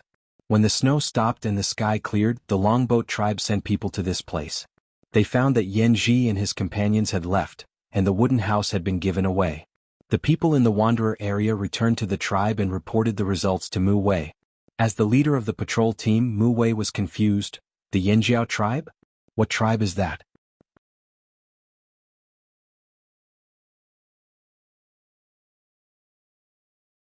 Chapter 208. While the patrol leader of the longboat tribe was thinking about what kind of tribe the Yanjiao tribe was, Xian was taking advantage of the good weather and hurrying on with the others. They had planned to leave by boat, but found that many places on the river were frozen. Although the ice was not very thick, it would certainly make it more troublesome to sail. The longboat tribe did not have any livestock. Even if they had livestock, they would not trade with others, so they could not ride. In the end, they decided to go on foot. Because there were 4 more people this time, they could not let Cha-Cha carry them like before. Besides, Yanji and the others had not really awakened their totemic power, so it was a little difficult for them to travel. Their speed naturally decreased a lot. After walking for a long time, Xiao Xian asked them to stop and have a rest. "We should be completely out of the longboat tribe's range of activities, right?" Yang Sui asked. "Should be, I have never been so far away." After thinking for a while, Yanji said, "Except for the time when we left by boat. In the past they had been deceived and cheated to leave. The place where the accident happened was far away from the longboat tribe. If they were not lucky, they would not have been able to safely return to the wanderer area of the longboat tribe. But this time their mood was completely different." Xiao Wu looked around. The surrounding mountains were covered with a layer of white. In some places the snow had already melted, exposing the rocks and vegetation below. If the weather continues like this for 5 or 6 days, more places will be exposed.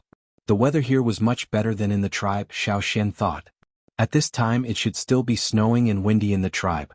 An eagle's cry came from the sky. It sounded like an ordinary eagle's cry, but only Xiao Xian, who was familiar with Cha-Cha, knew that Cha-Cha had found something unusual. "Someone is coming," Xiao Xian said. The few people who were resting immediately tensed up. "Who?" Yanji asked. Xiao Xian looked at the sky and then looked in one direction. That was the direction of the longboat tribe. People of the longboat tribe? Yanzhuo was puzzled. They rarely come out in winter. "No, it's not the longboat tribe," Xiao Xian said. "It could be those travelers from before." Hearing that he was a traveler, Yanji and the others were worried. "They actually chased us all the way here?" Jianghu couldn't believe it. Although it wasn't snowing in the middle of winter, it was still cold outside. How could these people not give up? Looking at the sky again, Xiao Xian said to Yanji and the others, "Find a place to hide." "What about you, Xiao Xian?" Yanji asked. "Don't worry about me," Xiao Xian said. Yanji sighed. This feeling of helplessness made them very depressed, but they had no choice but to do as Xiao Xian said. This was the only way. If they rashly jumped out, they would simply be throwing their lives away and dragging them down. Over there, Wuxia, who was the one who confronted Xiao Xian in the wanderer area that day, was chasing him with his people. That day, after Wuxia and his people returned from the wanderer area, the more he thought about it, the more he hated them.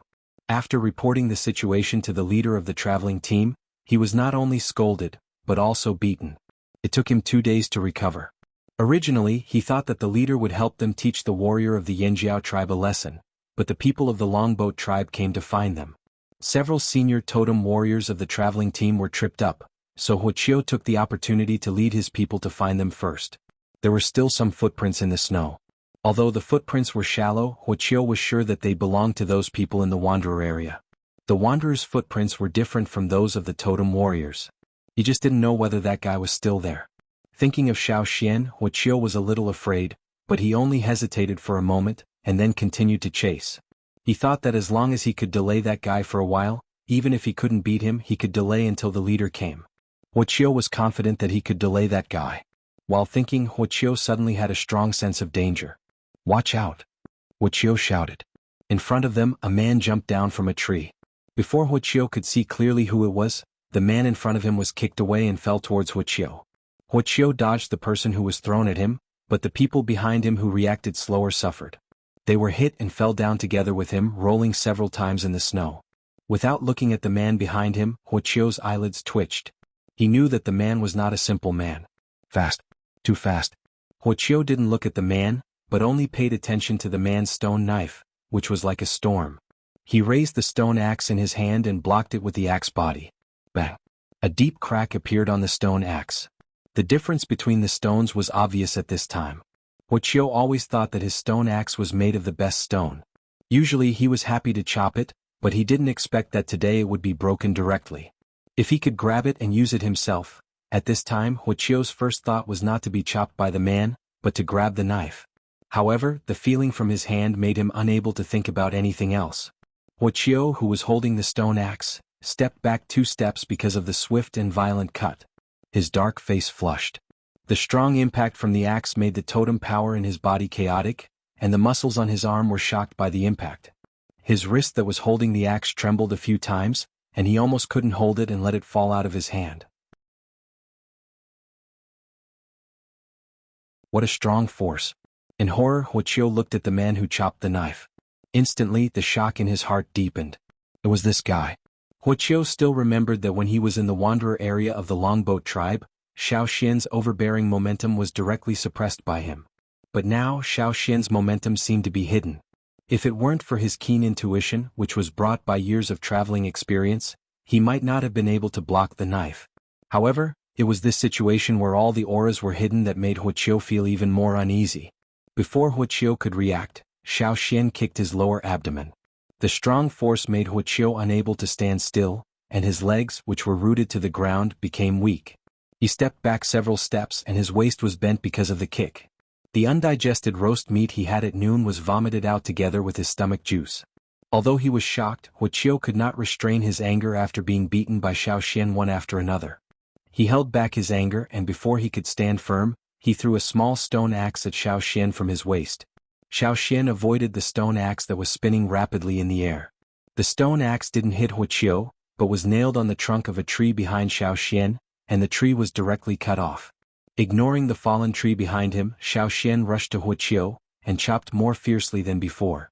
The sound of stones colliding with stones and the sound of wood breaking was heard almost at the same time. The wooden handle of the stone axe in Wuxia's hand was shattered by the strong impact, and wood chips splashed everywhere. Xiao Xian's second chop happened to hit the mark left by the previous chop. The two chop overlapped and the stone axe was almost cut off with only a little connection. Xiao Xian shook his wrist holding the stone knife, and the remaining part of the knife vibrated, breaking the last connection of the stone axe. Before the two pieces of the stone axe fell, Xiao Xian used the sharp half of the stone knife to hit another person who was running over. The spear in the man's hand couldn't block the other half of the stone axe, and he was directly hit and fell to the ground.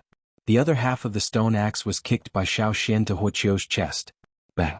With the muffled sound of the stone hitting his chest and the sound of bones breaking, Wuxia flew out and slid several meters in the snow. This time he didn't spit out any food. Instead he spat out a mouthful of blood. The pain in his abdomen and chest traveled along his nerves to every part of his body. His arm, which had been numbed by the powerful impact earlier, felt a clear pain again. He even felt a moment of dizziness. When Wuxia regained consciousness, there were only 3 people left out of the 10 people he brought with him, and they were too timid to fight. Wuxia was very regretful now. He really didn't expect that Xiao Xian could be so strong. Originally he thought that he could delay for a while, but unexpectedly he only had time to block 2 attacks and barely blocked the first one. However, that was all. He couldn't do more. Falling to the ground, Wuxia spat out blood again, but he didn't faint. He didn't care about the 3 travelers whose legs were trembling, but stared at Xiao Xian fiercely. You wait, yo. Wait. Cough.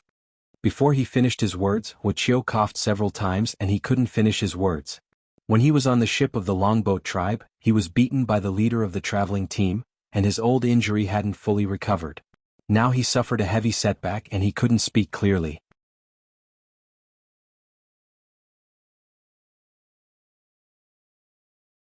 Chapter 209. Looking away from Wuxia, Xiao Xian looked at the 3 people who were standing there, trembling. Wuxia had brought 10 people but he only killed 5 of them. He let the last one go. That man ran towards the direction behind him, where Yanji and the others were hiding. Xiao Xian deliberately let him go. That man was just a junior totem warrior. Compared with the previous people who were killed, although his eyes were fierce, he was hesitant when he rushed over. Obviously he was worried and afraid of death. This kind of person was not as decisive as the others. It was better for Yanji and the others to practice their skills. To continue the journey he could not rely on himself. Yanji and the others had to support him. Moreover, Cha-Cha also went there just in case. Xiao Xian was not worried. As for the 3 travelers standing there, the 3 travelers who were still alive felt Xiao Xian's eyes on them. They trembled more violently. Their legs felt soft and they almost knelt on the ground. They also wanted to run away but found that when Xiao Xian looked at them, they did not even have the courage to run away. Which tribe are you from? Xiao Xian asked. Before Wuxia finished his words, Xiao Xian wanted to know which tribe he was talking about. The middle man rolled his eyes, thinking about how to answer.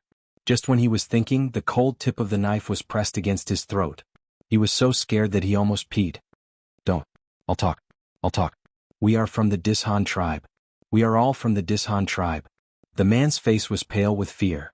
He did not have time to think too much and quickly answered. You are all travelers from the Dishan tribe? Xiao Xian looked at the man's eyes and asked.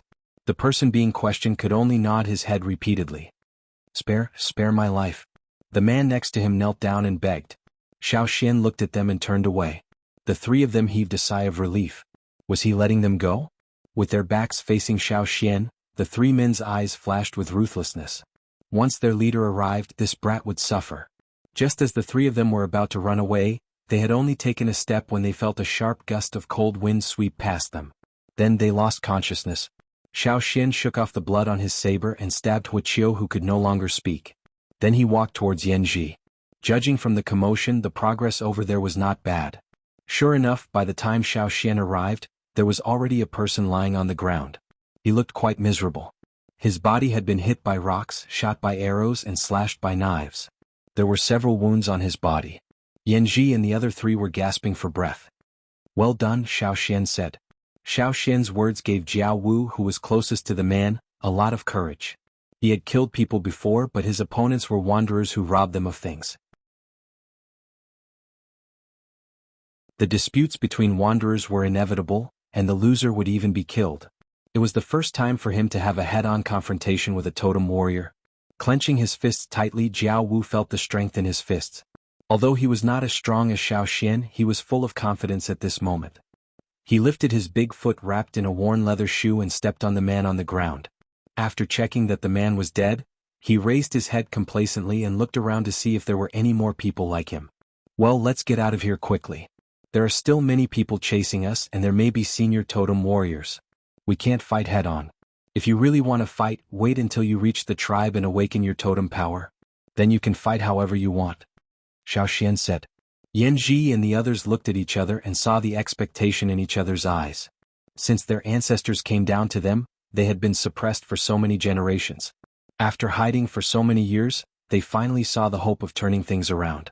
For the first time, they felt the blood in their bodies burning and boiling, as if there was a fire hidden in them.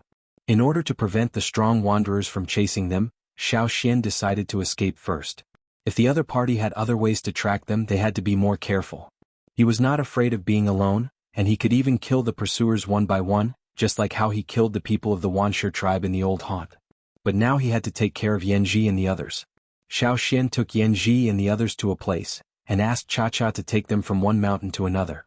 It was okay to take 2 or 3 people for a short flight. In this way they could temporarily avoid the pursuers who followed the footprints on the snow. Cha-Cha helped them several times, and then they took advantage of the sunny weather to travel for several days. They didn't encounter any pursuers, but Yang Sui said that it would snow again. This time it would last longer, about 10 days, and there might be heavy snow during that time. If Xiao Xian was alone, even in the heavy snow, he could still travel. But with Yanji and the others he couldn't. He had to find a place to survive the snow first. He didn't want them to get hurt because of the haste. On the day before the snow, Xiao Xian didn't continue his journey, but looked for a cave with Cha-Cha. While looking for a cave, Xiao Xian also cut some twigs from shrubs and some barks from trees. Yanji and the others thought that Xiao Xian only used them as herbs. Xiao Xian didn't explain and only said that they would know when the time came. Finally, Xiao Xian found a cave on the mountainside. It was not big, but it was enough for 6 people to rest. There was a bear hibernating in the cave and they cooked it as food. Before living in the cave, Xiao Xian lit the plants he had collected before, and then put out the fire and smoked the cave. Yanji and the others saw a large number of insects running out of the cave. In fact, these insect-repellent plants were not used in the Flaming Horn tribe because they were not as effective as other plants. However, in this place, it was hard to find insect-repellent plants. In winter, many plants would shed their leaves, so it was difficult to find insect-repellent leaves. When everything was done, Xiao Xian lit the fire. The 6 people gathered around the fire and talked. "Have you heard of the Dishan tribe?" Xiao Xian asked. "The Dishan tribe? I have heard of it before, but I don't have a deep impression. However, the Tianshan tribe is very famous. It is one of the strongest in the central region." Yang Sui said. "What is the relationship between the Tianshan tribe and the Dishan tribe?" They're not brothers, are they? Yanji asked. He was worried that they would bring trouble to the tribe. If the two tribes were not small, they would undoubtedly bring big trouble to the tribe. If they caused a lot of trouble before they went back, would the tribe accept them? Not only Yanji but also Jianghu and the others were worried. Yang Sui shook his head. If the Dishan tribe was as powerful as the Tianshan tribe, it would be famous. But will the Tianshan tribe support the Dishan tribe? The names of the two tribes sound very related. Jianghu said. Don't think too much. The most important thing now is to go back to the tribe safely. When the tribe really returns, even if the Tianshan tribe wants to make trouble, we will not be afraid of them. Xiao Xian said. According to the temperament of the Yanjiao tribe, they would not give in because of who was stronger. Instead they would fight with high spirits. However, the number of people in the Yanjiao tribe was still not enough. When the tribe returned to the old land, there should be more wanderers coming to find them. At that time, the comprehensive strength of the tribe would naturally improve. Anyway, it was still too early to think about it. Everything had to wait until he went back. After recording this matter on the animal skin roll, Xiao Xian planned to go back and discuss it with the shaman. Where are we going next? Yanji asked. Let's go here first. Xiao Xian pointed to a place on the map he drew. We are going to pick up some wanderers like you called Yan Shura.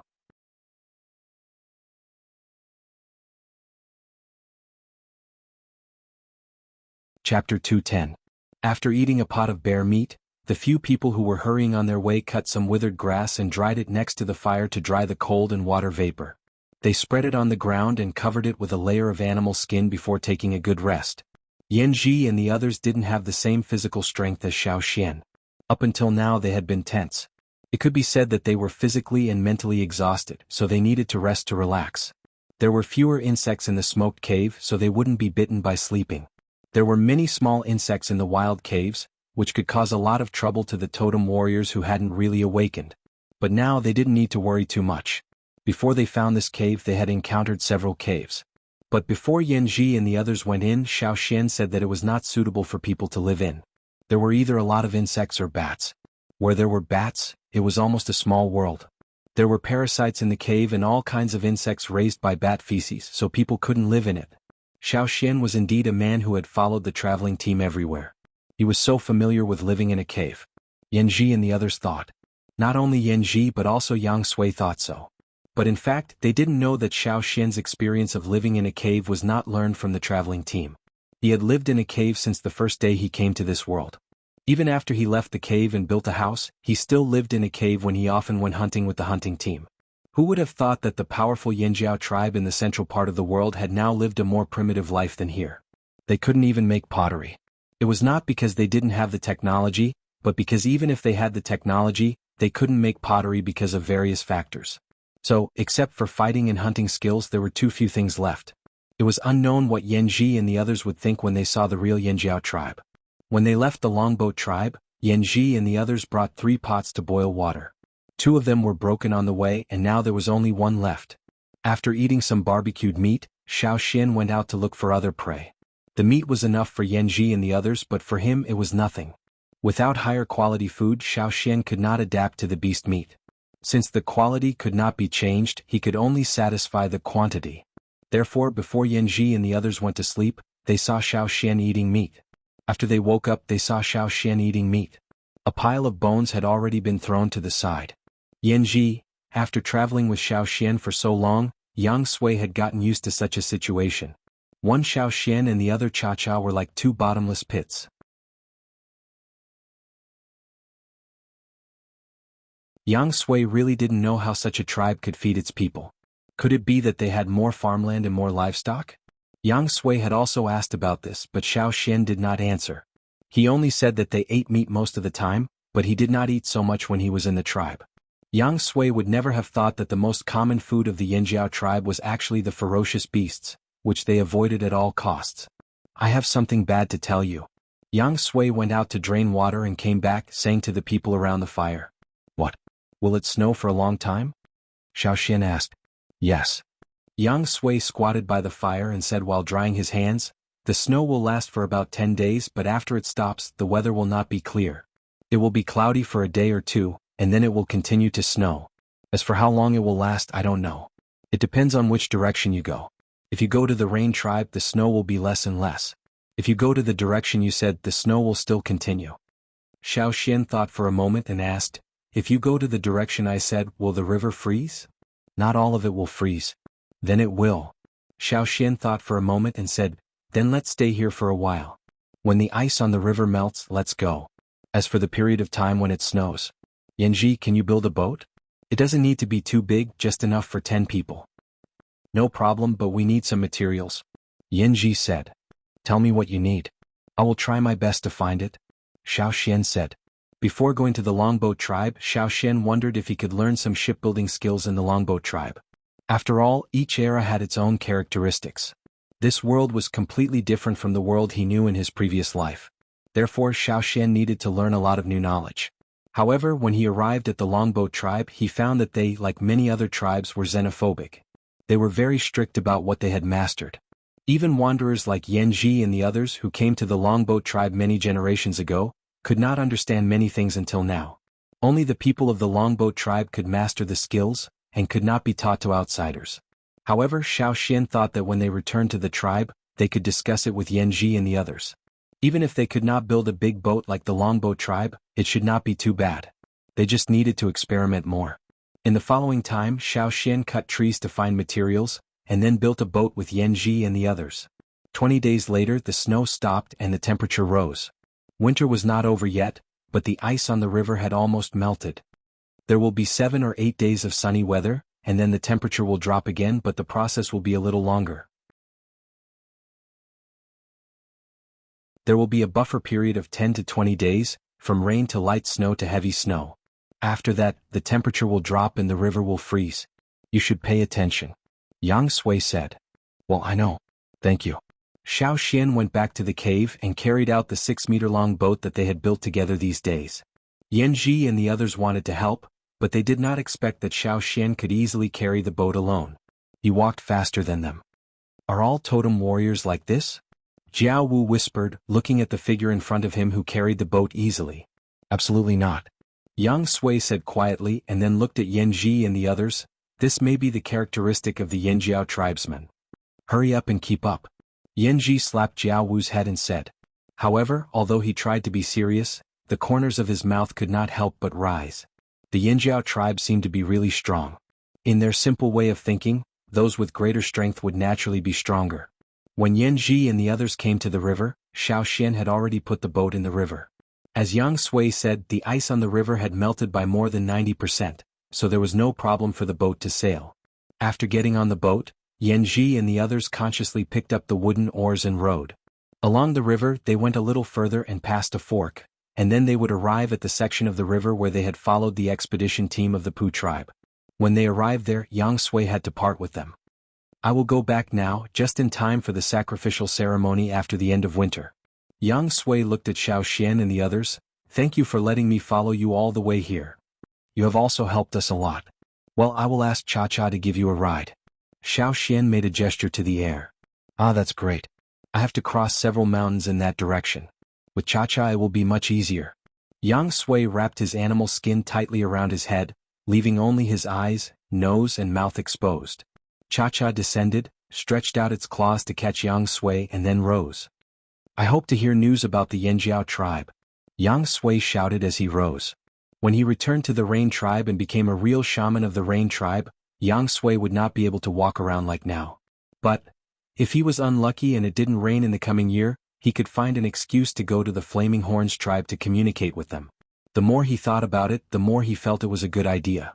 Yang Sui began to think about what excuse he would use to visit the tribe when it did not rain. Seeing Yang Sui leave, Xiao Xian took out the animal skin roll with a map on it. There were many places on it, some of which were detailed, some of which he had visited personally, and some of which were rough, according to what others had said. Yang Sui also told Xiao Xian about the Rain tribe and the surrounding area. The map also marked the location of the Rain tribe. Yang Sui's tribe is quite far from here. Yanji looked at the map and said. The map in Xiao Xian's hand was the most detailed one he had ever seen. As for Yang Sui, Yanji and the others treated him differently because he was a shaman. But after this period of contact, they felt that Yang Sui was a good person, and he told them a lot of things that happened in the central region and other places. They were reluctant to part with him now. We will meet again if fate wills it. At that time he will be a real shaman and you will be real totem warriors," Xiao Xian said. Xiao Xian's words made them look forward to it. Yanji thought of Mu Qian. When he left the Longbow tribe because the Longbow tribe was closed in winter, he did not see Mu Qian again.